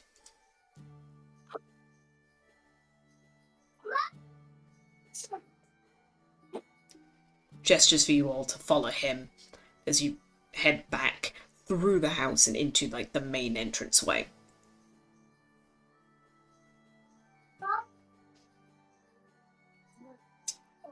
Yeah, say it. The door that you tried to open is now open. Like someone has just like completely flung open the door. And now all of you can see this expensive looking drawing room that was once, from the looks of Saya's it, just gonna tilt her head out of curiosity. yeah, it looks like it was once quite a wealthy stateroom. The furniture is, or at least was, high quality. It's now threadbare and picked away. Looks like something has been taken apart, maybe a table or a coffee table. And in the middle of the room, there is a coffin.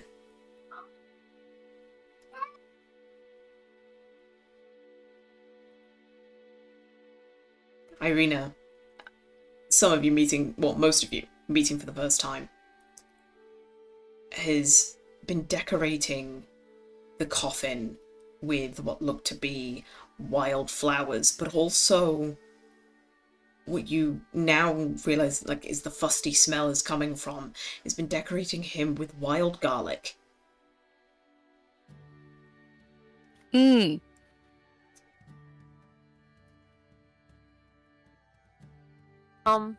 Saya just kind of nods to herself, now realizing this makes sense.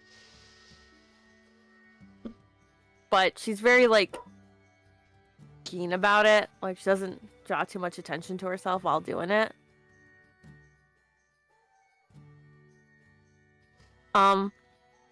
She does kind of speak up and go, I must apologize.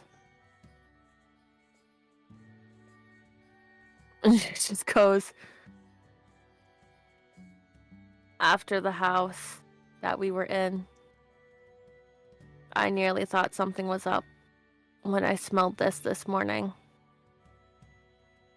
I was unsure of what it was.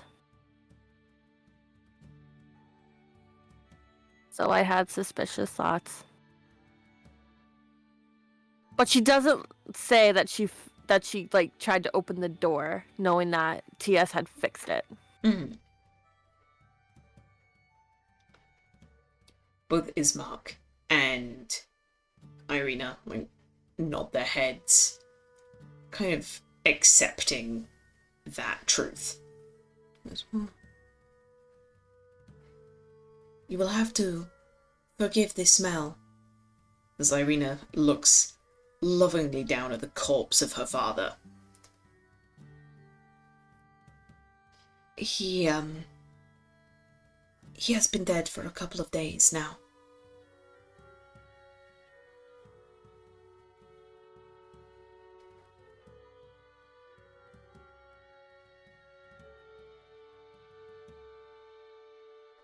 And the garlic is to make sure he does not become a vampire as well.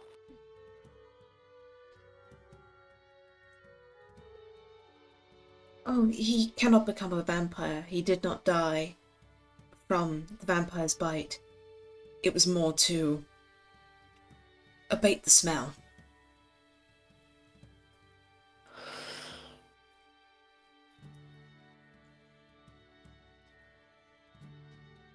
The flowers are absolutely beautiful.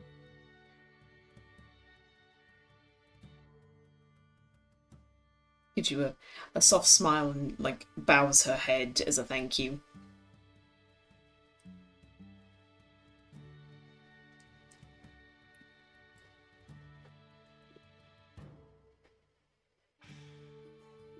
Aurora will go over to try to pay her respects and everything, get a better look at the body, and again, just bow her head, pay her respects, say a small prayer to Suni for blessing.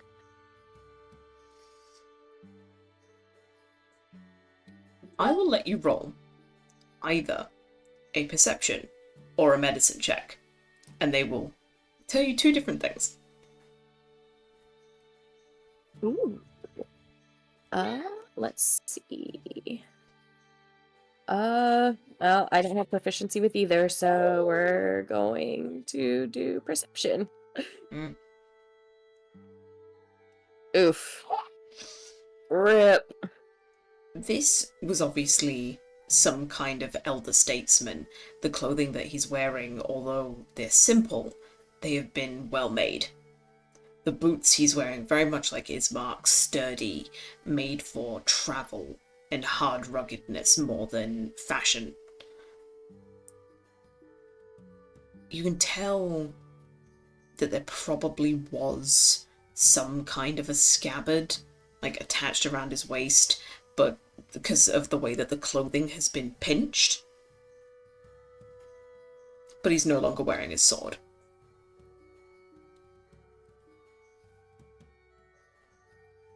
But you can definitely see the family resemblance to Ismark. The same large forehead, furrowed brow, but instead of a thick head of blonde hair, he has like a walrus-like mustache. And his eyes have been closed.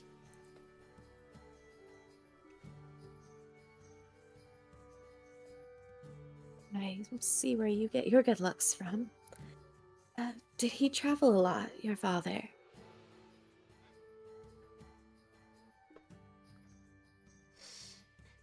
With a chuckle, Ismark would look to you, Aurora. Unfortunately not. Being the burgomaster meant that his responsibilities were here. He did not travel far beyond the borders.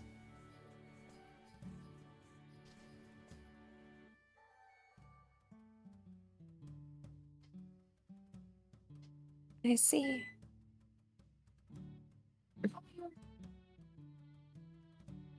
At least he was very loved. That much is evident from the beauty in this room and the care taken.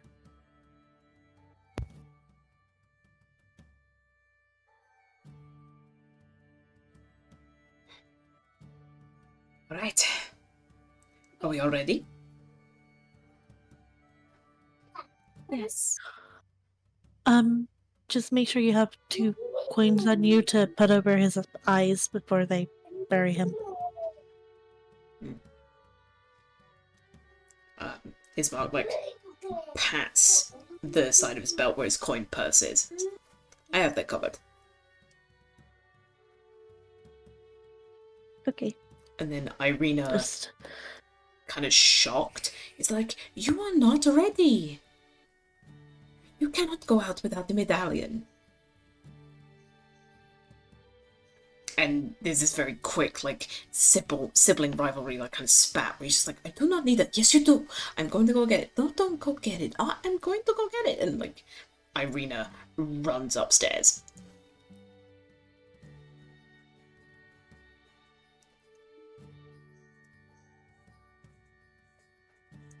Comes back down a little bit better later. to have it and not need it than to need it and not have it.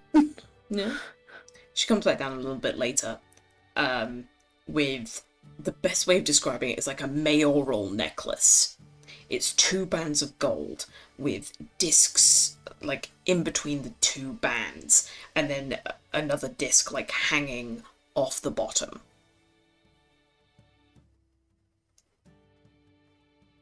And she hangs it around Ismark's neck. And now it looks very out of place. There's wanderer traveler in armor, because you now kind of clock, all of you, that he, instead of the doublet and the padded leather he was wearing yesterday, he's now wearing full splint. And then on top of that, there is just this very elaborate golden medallion.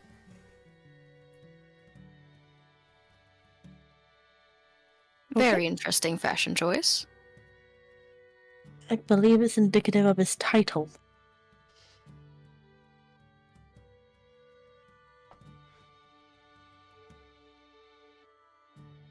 And Irina, with a smug smile, just goes, "As burgomaster of Barovia, you should wear your medallion."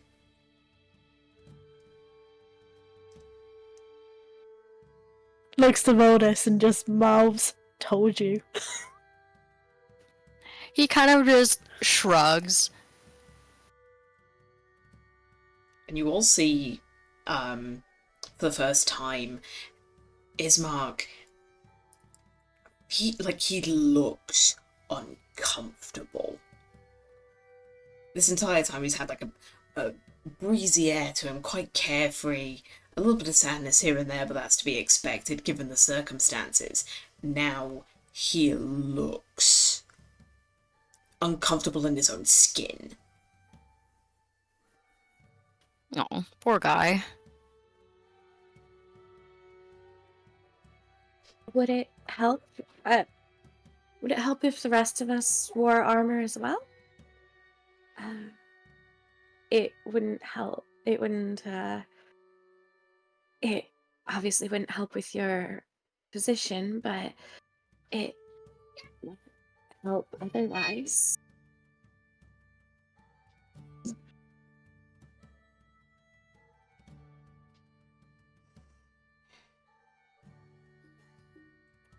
You can see Ismar, like, mulling that over.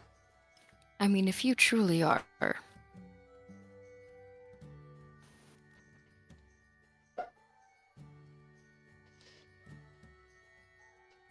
If you truly are. I was gonna say, if you truly are that uncomfortable, Val kind of just like motions putting like a cloak on. Just like, you can cover it up if it makes you uncomfortable. You don't have to wear it if you don't want to, type of thing. I appreciate the offer. If you want to wear armor, I would perhaps recommend it.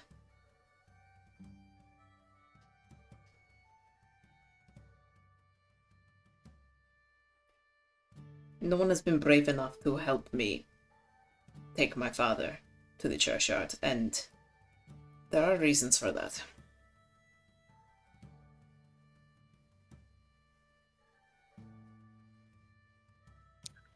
I think we should get into our armor. I mean, I was gonna say, along the same lines of, you should always have armor on, considering we're in a very unknown place with very dangerous monsters, and we don't know what could be sidling up next to us at any moment. There's a building literally called the Death House. I can Just bring them points in at the TS, house. like, yeah. Aurora just kind of sad little face of like, but it's green grass, looking down at like all the effort she took to make herself like pretty and everything. Just like, Aurora, She's you not- and I both know your armor is really pretty. no. I was the one who offered. I wouldn't have offered if I wasn't willing to do it, but at the same time, it's a lot of that. I'll take another bath tonight. It'll be fine. I'm more than happy to do this, as I was the one who offered. Saya will slowly like roll her eyes, but she'll look at Bismarck and just go, "If you don't mind me asking, why would nobody help you bury your father when you and your sister seem so nice?"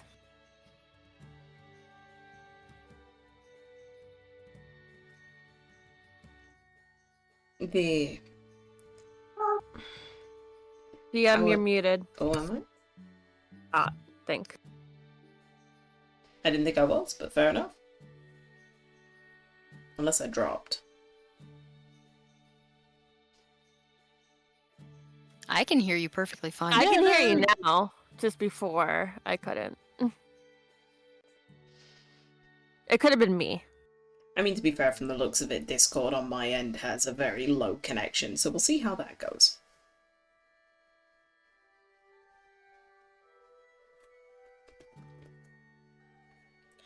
Okay.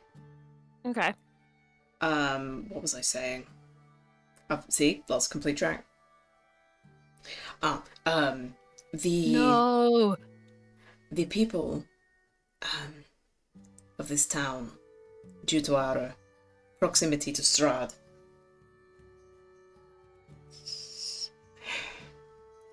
we are a unfortunate bunch. And when we get to the church, you will see why people are not wanting to enter its premises.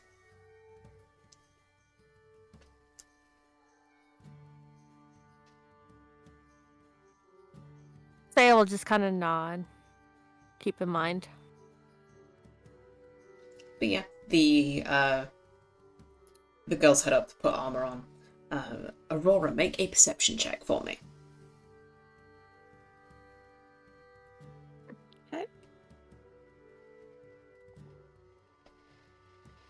Okay. Oh, come on. Come on. Between the two of you helping each The other. dice gods are not with us tonight. They're really not. With a 7. You help each other get into your armor as quickly as possible. The help has meant that you're able to preserve your hair. So at the very least, even if your Yay. clothing is covered, your hair is still immaculately styled. Woohoo! And with that, you come back downstairs to Ismark at one end of the coffin and looking to you all in a very silent thing of, who's going to help me carry Dad? I step Aurora. forward. Aurora does too. Okay. Easy enough done. Between the three of you, with one at each end and then someone in the middle, you hoist the coffin onto your shoulders. And there's enough of a height equivalency between the three of you that no one is, like, lifting the coffin up at an angle. No one is dropping their head, and it's not likely to slip. You've got a good balance between the three of you.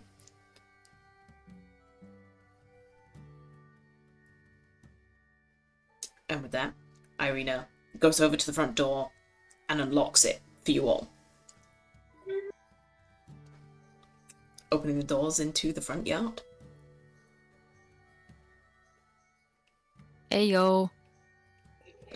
Looking at... Okay, everyone has a high enough passive perception for this. Seeing the garden for the first time in the daylight, you can still see the tracks of weeds, you can still see the paths that have been created in the garden from just a lot of movement and a lot of foot traffic. But now you can see there is many footprints. Human and paw prints. This is a well-trodden garden.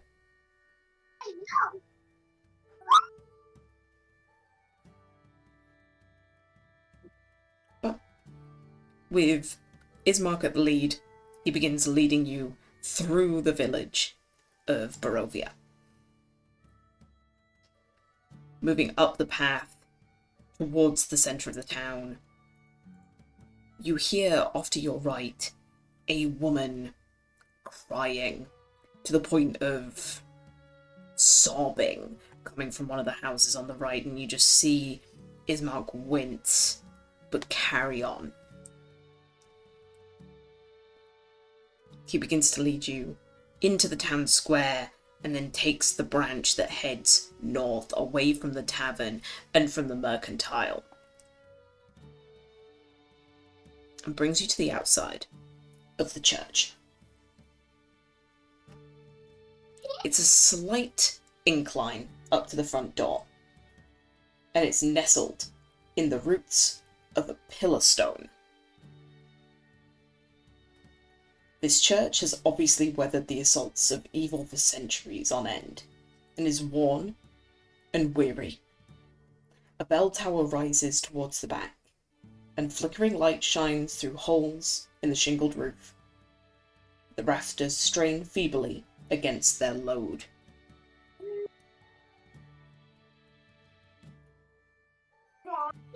As you head up towards the front doors, you can see that they are heavy wood, but they are covered in claw marks and scarred by fire.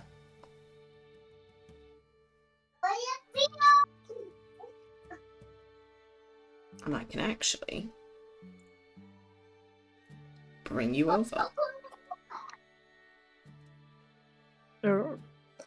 As soon as the map loads, so I can actually bring you over. But as you head in... Hell yeah, another map! As you head in towards the front door, you place the coffin by the front steps. And there's definitely a moment of taking a breath, taking a breather. Ismark looks to you all and just says, I will wait out here with the coffin, as we will need to take it round the back to the graveyard anyway. If you could find and inform the priest that we are here. Okay.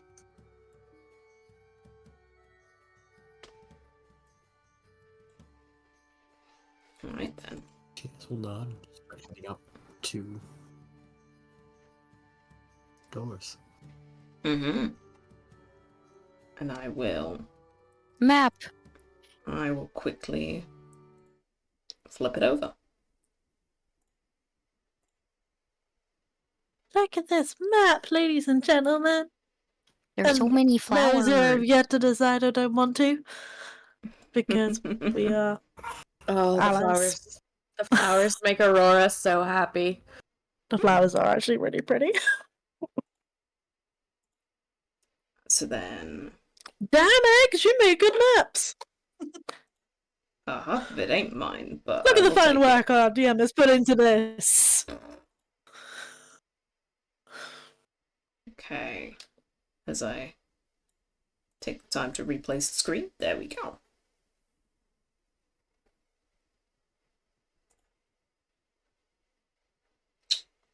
And of course, me Look at trying this pretty to... stuff. Unfortunately, for some reason, it's not wanting to play the music. So we will just have to unfortunately be musicless for this section. That's fine. Before TS walks off, Alstra's just going to put a quick hand on your shoulder, and the next time we go into initiative, you have advantage, TS.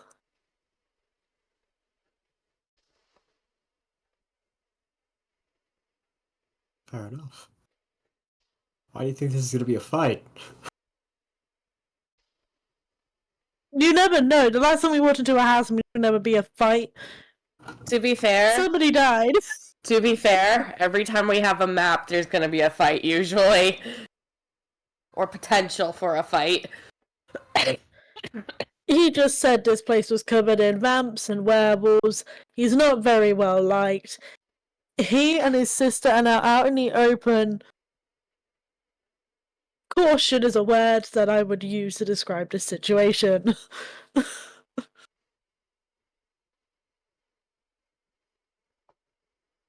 Fair enough. And also, you're a child. We need to protect you.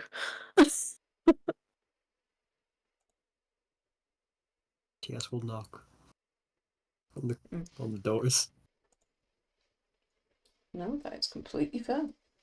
The door is shut, but it's unlocked. It seems to just be a simple... What's the word? It just seems to be a simple, like, lift latch, like you'd find on a gate. I quickly looked at Ismark. What's the priest's name? Oh, Donovich. Donova? Donovich. Donovich, okay. Sister? Father? He's just the village priest, so Father Donovich, I guess. Father Donovich. Okay.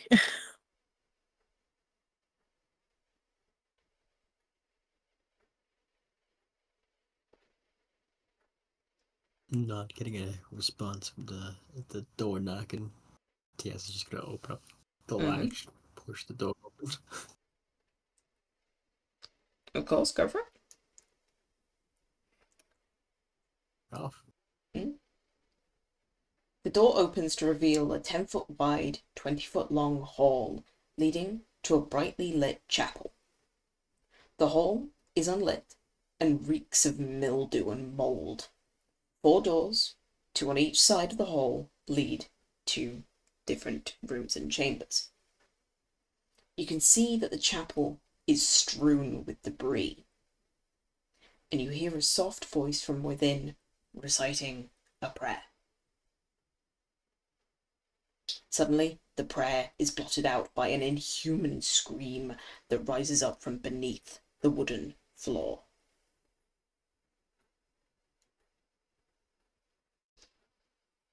Well, somebody's definitely getting an exorcism. Good lord. Who's thinking the same thing?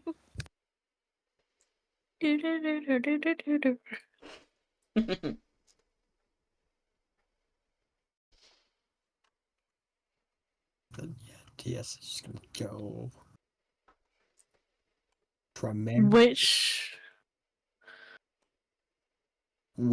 First question: does it sound like the scream was coming from below? So yeah, never mind. Mhm.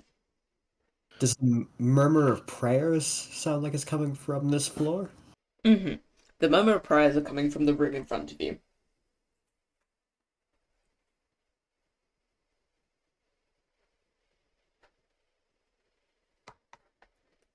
The chapel okay. is a shambles, with overturned and broken pews littering the dusty floor. Dozens of candles mounted in candlesticks and candelabras light every dusty corner in a fervent attempt to rid the chapel of shadows. At the far end of the church sits a claw-scarred altar, beneath which kneels a priest in soiled vestments. Next to him hangs a long, thick rope that stretches up into the bell tower. From beneath the chapel floor, you hear a young man's voice cry out, "Father, I'm starving!"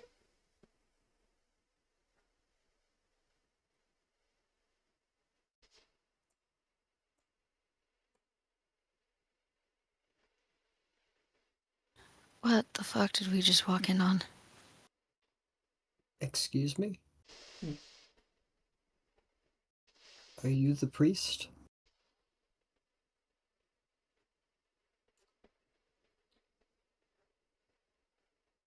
You see him. He does react to you speaking to him.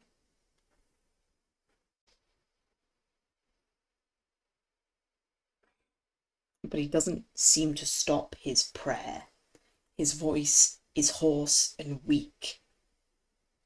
It seems like he has been talking and praying for a long time.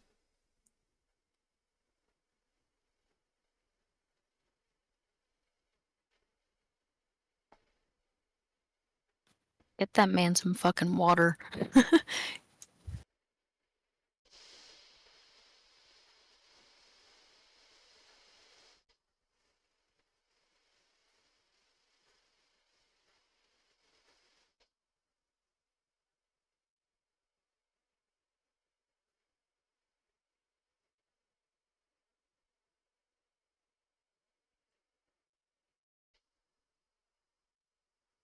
Is the priest facing us?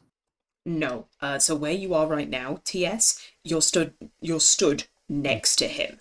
I should probably put a Alright. marker in there just to be there, like, priest. I'll get rid of that. Is he actually like saying anything, or is he just there? Unless you get right up next to him, you can't hear what he's saying. I'm going to very, very cautiously get closer to him. Barbadanovich, are you okay? I'm also like sweeping eyes over him to see if he's injured or anything.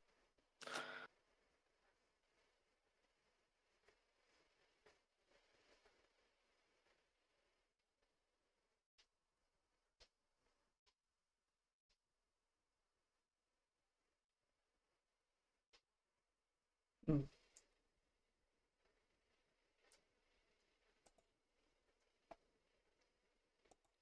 He begins to stir and begins to be aware of your presence. Now that you're closer to him, you can see a man with a round face, slightly bulbous nose, thinning grey black hair that has been completely slicked back and pushed away from his head. The vestments that he's wearing, it's a white robe with I forgot what they're called, but it's basically a shoulder piece that clasps in the front, and it appears to be covered in sunburst iconography.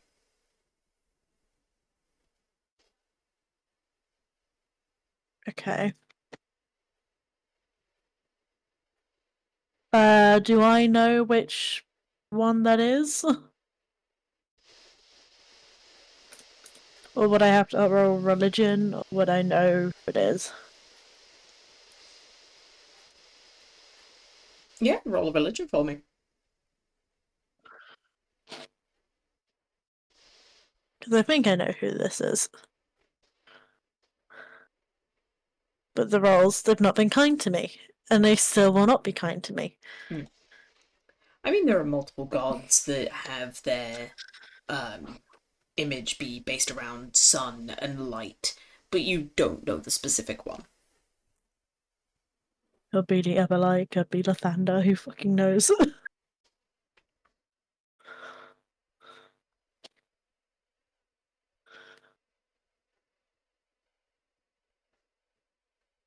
Okay. What? Okay. Okay. So does he look injured or anything? Nothing you can say.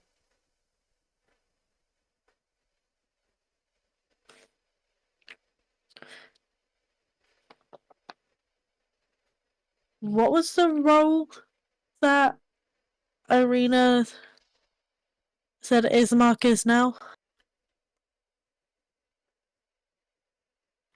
The Burgermaster? Burgomaster. Okay. We have Ismark and his father outside. The old Burgomaster. That kind of snaps him out of whatever reverie he's been in. You have brought me a body?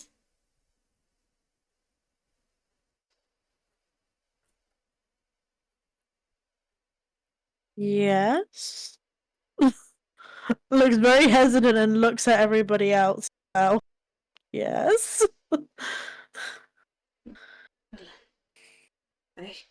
I would happily perform the last rites, but you have missed the dawn.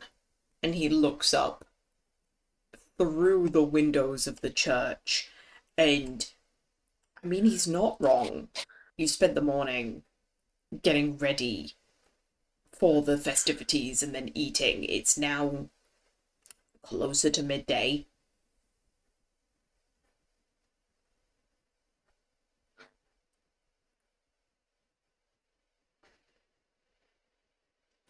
Val just looks very confused. Like, can we not just Ew. like bury him and say the rites? Like, is there a certain time we have to do it by? Like, he's looking at like Austra like, what the fuck is happening?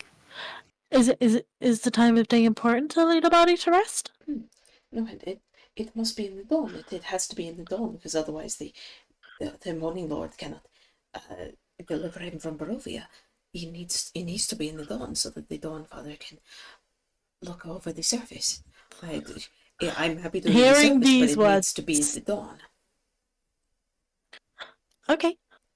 Hearing now, like the Dawn Master and all that kind of stuff. Do I now know who it is? Nope. Fuck. Okay. Okay. Is there a place where we can hold the body until the dawn, or do you want us to just come back tomorrow, or?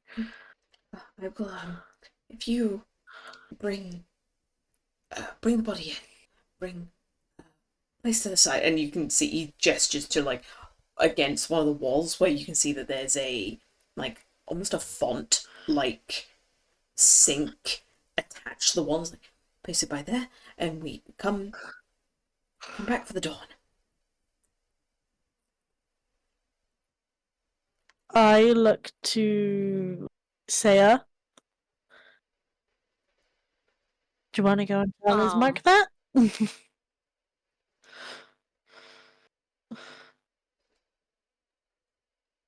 The words of like They, bring the body into the church. I'll just interrupt you there for a second, but we will get to you. Yep. You hear another cry from below the floor.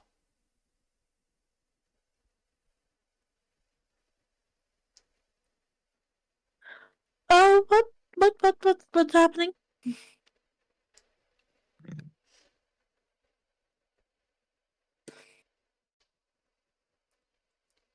There's a moment where you can see Donovich like looking in his eyes. Austra, this man is not here. At least not fully, not mentally. As he's Barbara bumbling to Donovich? himself about the body and bringing the body in and preparing the body for burial, and you'll be buried in the dawn. When the cries come up from under the floor, he winces but just tries to continue on, and he slips back into a little bit of prayer but then comes back to the situations, trying to direct you all. He hasn't stopped talking.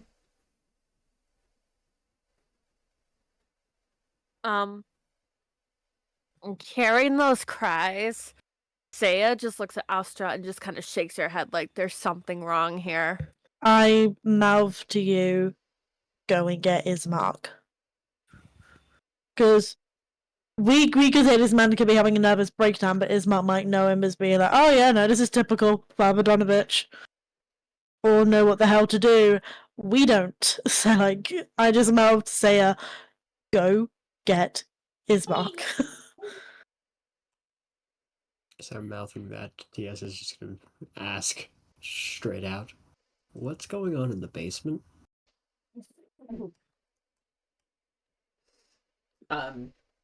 Interspersed with talking about the dawn and preparations for the funeral, and then every now and again like mumbling a prayer to the Morning Lord, like under his breath. He looks to you, TS, and you can see such sadness in his eyes. You can see this immense grief and pain as he looks to you, and noticing your age, how young you are, and almost like regressing to toddlerhood himself, you just watch as his chin begins to wobble and his eyes fill with tears.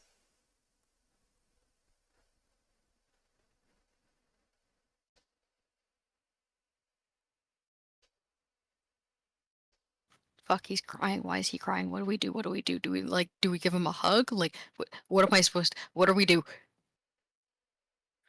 Get Ismark.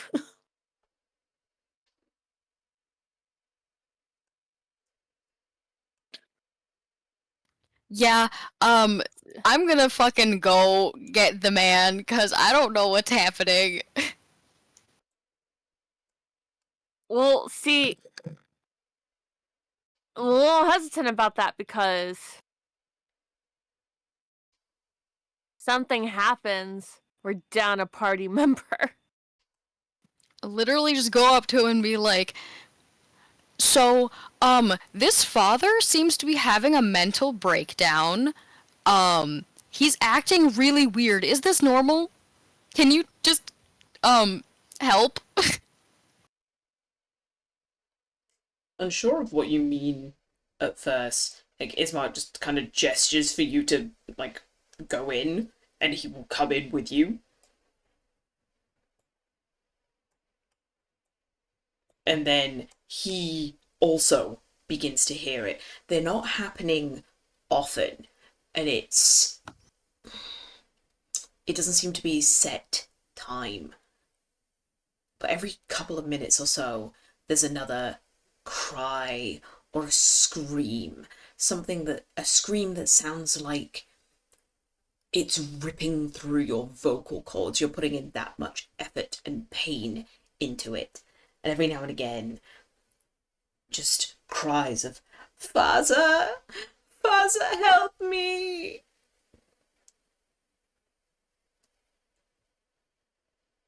Just kind of like looks at him with like a very like, what the fuck do I do? Like, look. Mm-hmm. Yeah, Aurora's looking kind of freaked out, like kind of looking between like her sister and the rest of the group, just like, should we go? Like, should we go find this? Like, should we like do something about this?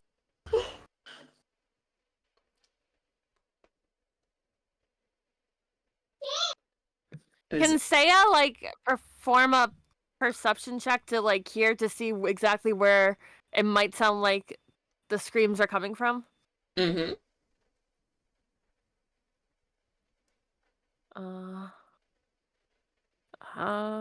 Over here.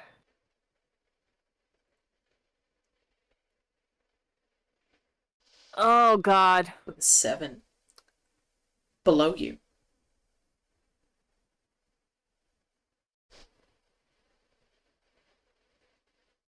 Can Aurora try one as well? Should we all just roll one at this point? If You anyone should go try wants to to find roll a basement. perception check, roll it now. TS, if you want to go exploring rooms, you're more than welcome.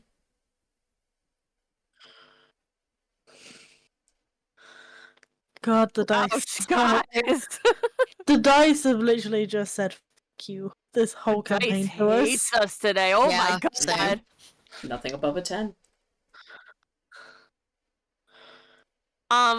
In that case, you know what? Saya's just gonna start looking for. Sorry. Saya's just gonna start looking for stairs. Sure. You begin searching through rooms. You see 2 bedrooms, one well lit with an oil lamp, the second one not. You peer through Valdis and you see an office. An old desk and chair, a pole where a tapestry used to be, and an empty, well, not an empty, but a cabinet on the far wall.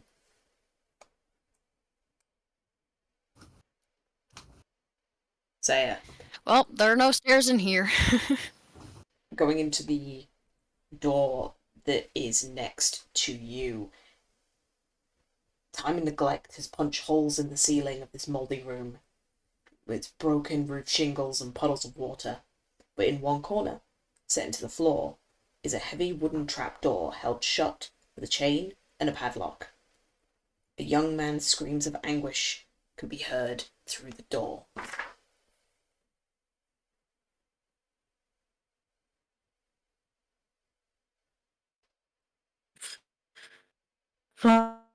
Abradonovich, what is in your basement? With a over like More like the who whimpering. the fuck is in your base? Saya's gonna try to open the door. It is locked with a heavy bolt and chain. Or, yeah, Saya's gonna look at TS and go.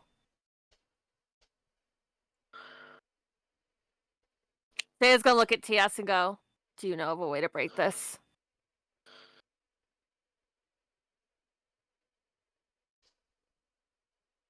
Not really, no.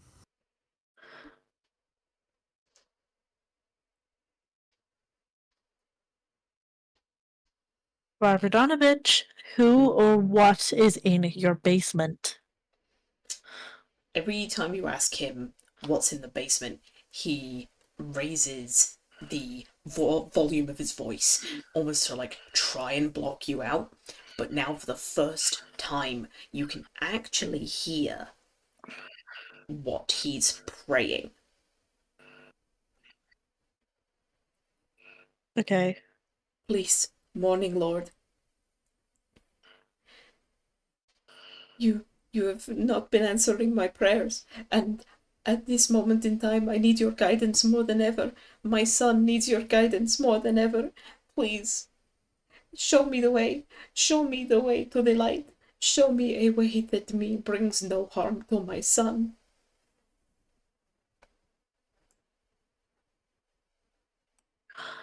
Your son is locked in the basement?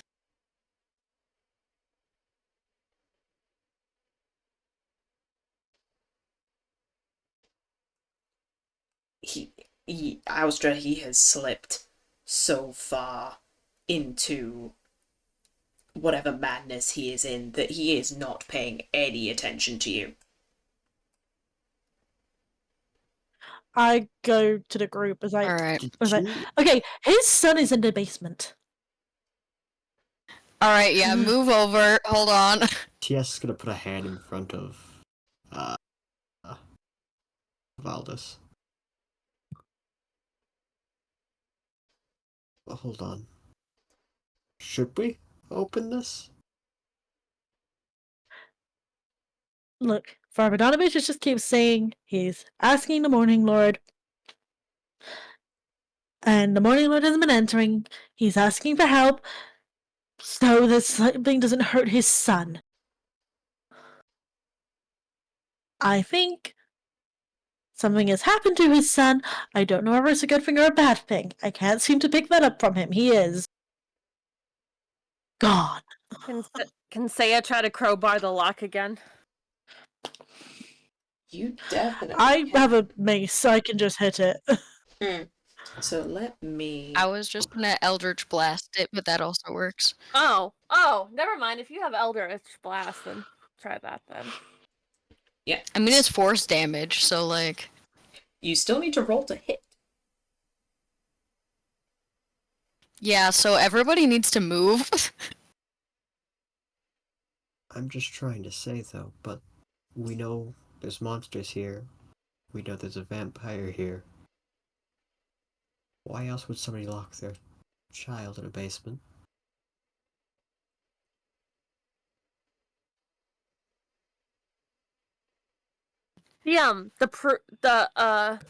Donovich. That's actually him standing there? So the one by the altar is Donovich, yeah. Okay.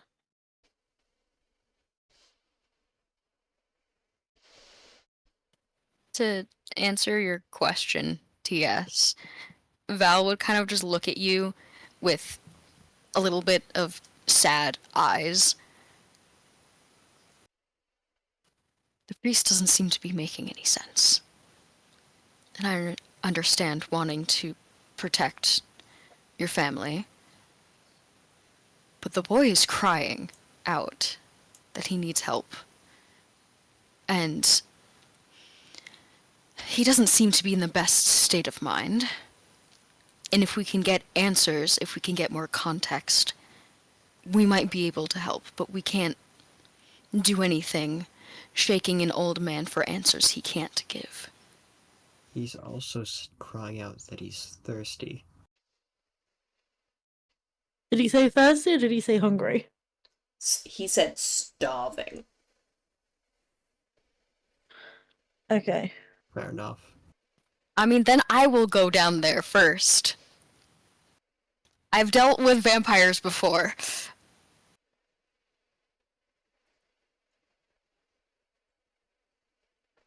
But then we don't have the locked door.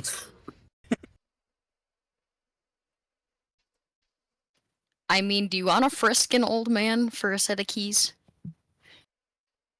No. Aurora, that sounds like a job for you. Oh my fucking god. You do know I have some form of class and taste, right? I'm aware, but I'm also aware that, you were able to swindle the keys off a teacher. Once. I'm still amazed I got away with it. Honestly, kind of same, but still.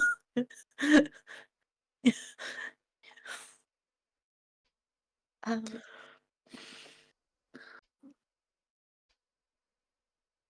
I can try to break the lock, though, if you'd like. Hang on. Is there an office? Like, I'm gonna look to see if there's like an office. It should be in the next room. Mm-hmm. Can I open all the drawers and stuff to see if I can find a key?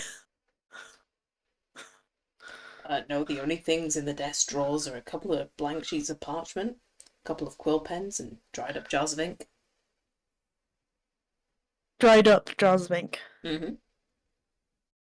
Ah, well, there goes that plan for you to have some ink. Sorry, sis. What's in here? So it is a cabinet. Inside, there's a couple of little Mhm. like bits of bric-a-brac. There's a tinderbox, a couple of boxes full of candles, and two well-worn books. What are the books? One is called Hymns to the Dawn, Okay. and the other is called The Blade of Truth, The Uses of Logic in the War Against Diabolist Heresies, as fought by the Olmist Inquisition.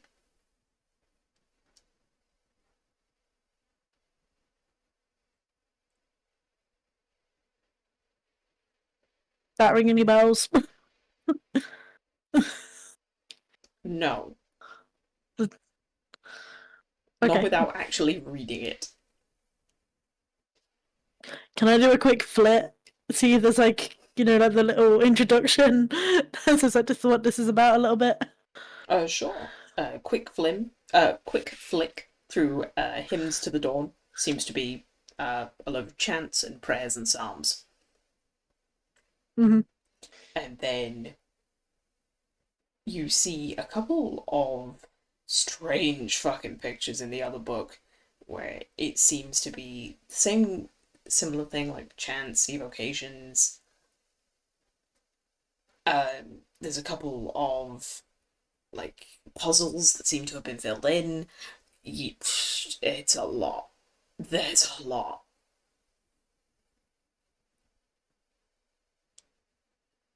What was that book called again? Oh, massive title. The Blade of Truth, colon, the uses of logic in the war against diabolist heresies, as fought by the Olmist Inquisition.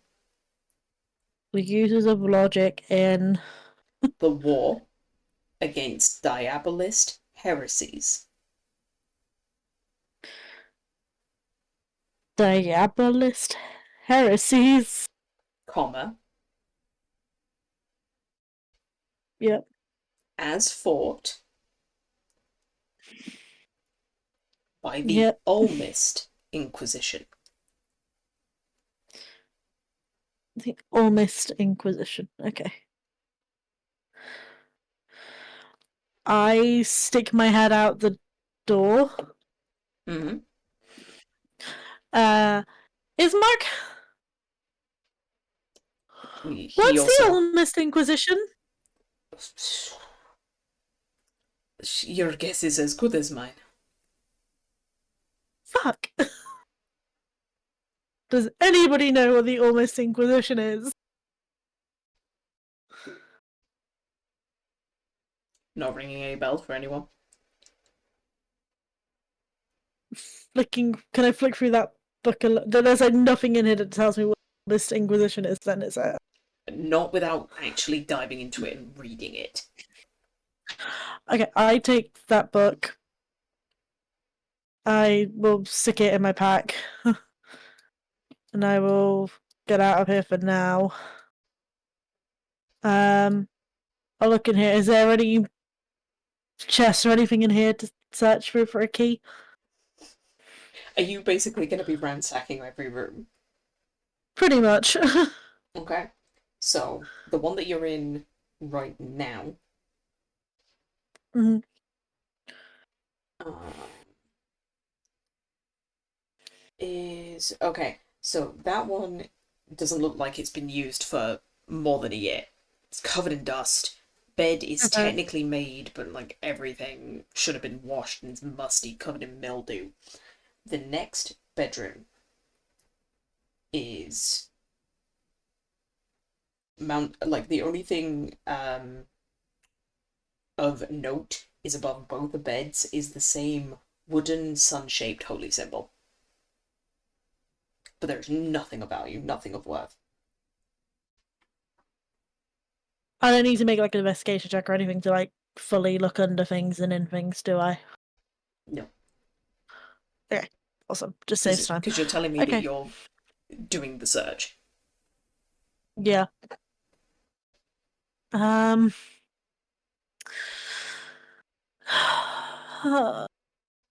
I'm really sorry. And it's gonna, with a blunt end of her grace, I'll just whack him in the back of her head to just knock him out. I just Shit. want to knock him out. I don't want to kill him. Yeah. Roll to hit.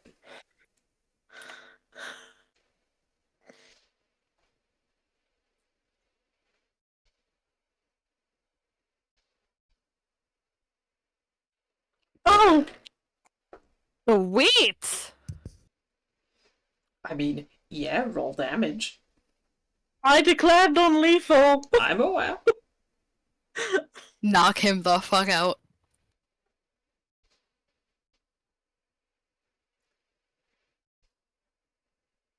Okay, yeah. So you knock him out. I go through I his love how pockets. Oh, meanwhile, like praying. Ray was just like, I'm just gonna non-lethally knock you out, dice gods. Oh, You're okay. going insane. Non-lethally, critically 20. So, going through the man's pockets, Yes. he has what you're assuming is the equivalency of his rosary. I'm gonna leave him with his rosary. That's fair enough. And his holy symbol, but other than that, he has a tinderbox on him to relight any of the candles that go out. Okay. And that's it. This man is as threadbare as they come.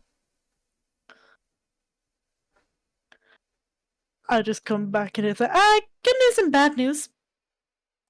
Good news is,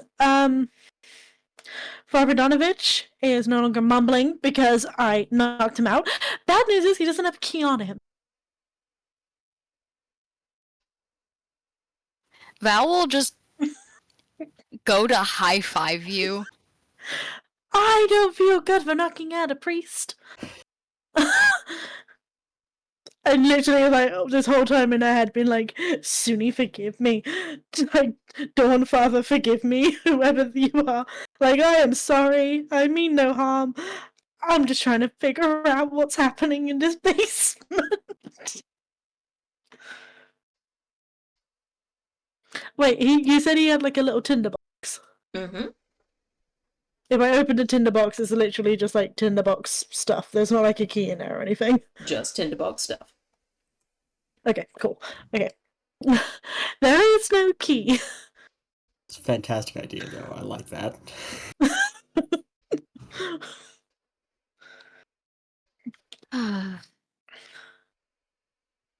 There are no other rooms in this church, are there? Nope. We're not like fucking stupid, are we? We're not just gonna like go up to the desk and then we're gonna find a key on there, are we? Are we that fucking stupid? We'll find the key somewhere else. It's gonna be okay. I guess we're breaking this lock then. Go on, I go up to the table just to make sure there isn't anything. I mean, hey, if the kid is a vampire, literally all we have to do is step outside, and we'll be fine.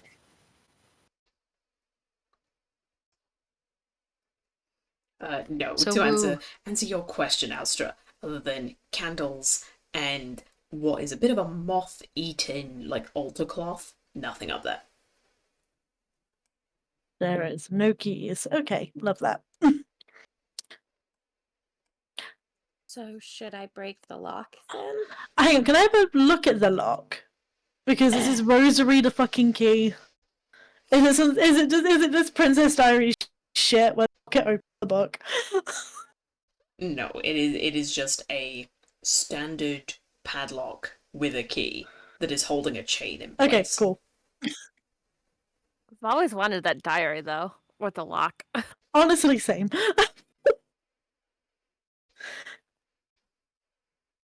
Okay.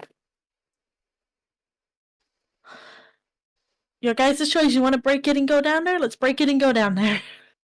Question's who's breaking it. It's me or Aurora.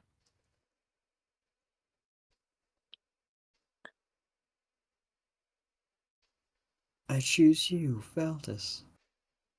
Valdis, use Eldritch Blast. Go. Everybody get out of the room. It's a whoa.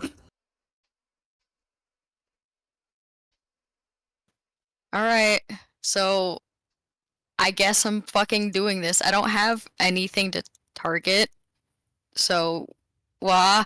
You shouldn't need to target, to be fair. Okay. 'Cause we're out You of guys combat. might want to move, just in case I roll really badly. Stop it. Get out of here. Get out.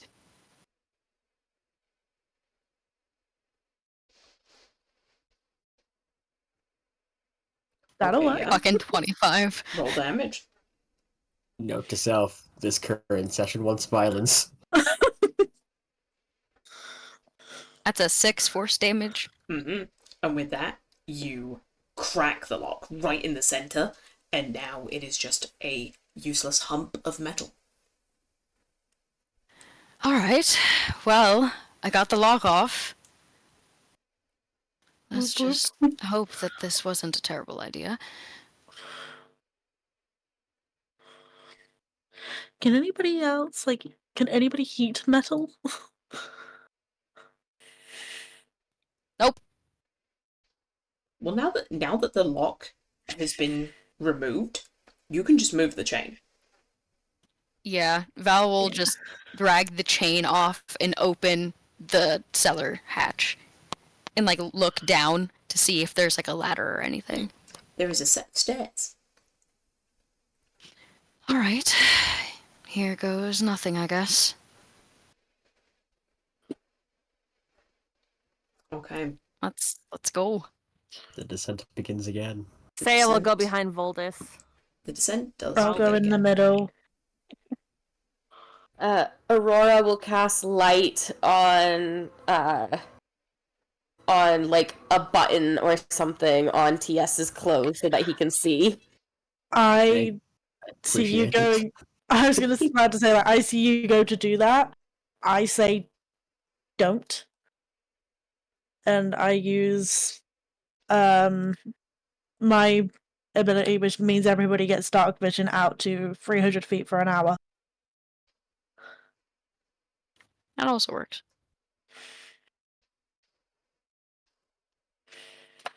Okay. As you descend down the stairs into the undercroft or the basement of this church, I'll say as everyone is more focused on heading down the stairs, Alstra and TS, you would notice that the screaming has stopped. And that is where we're going to end today's episode. I don't like this.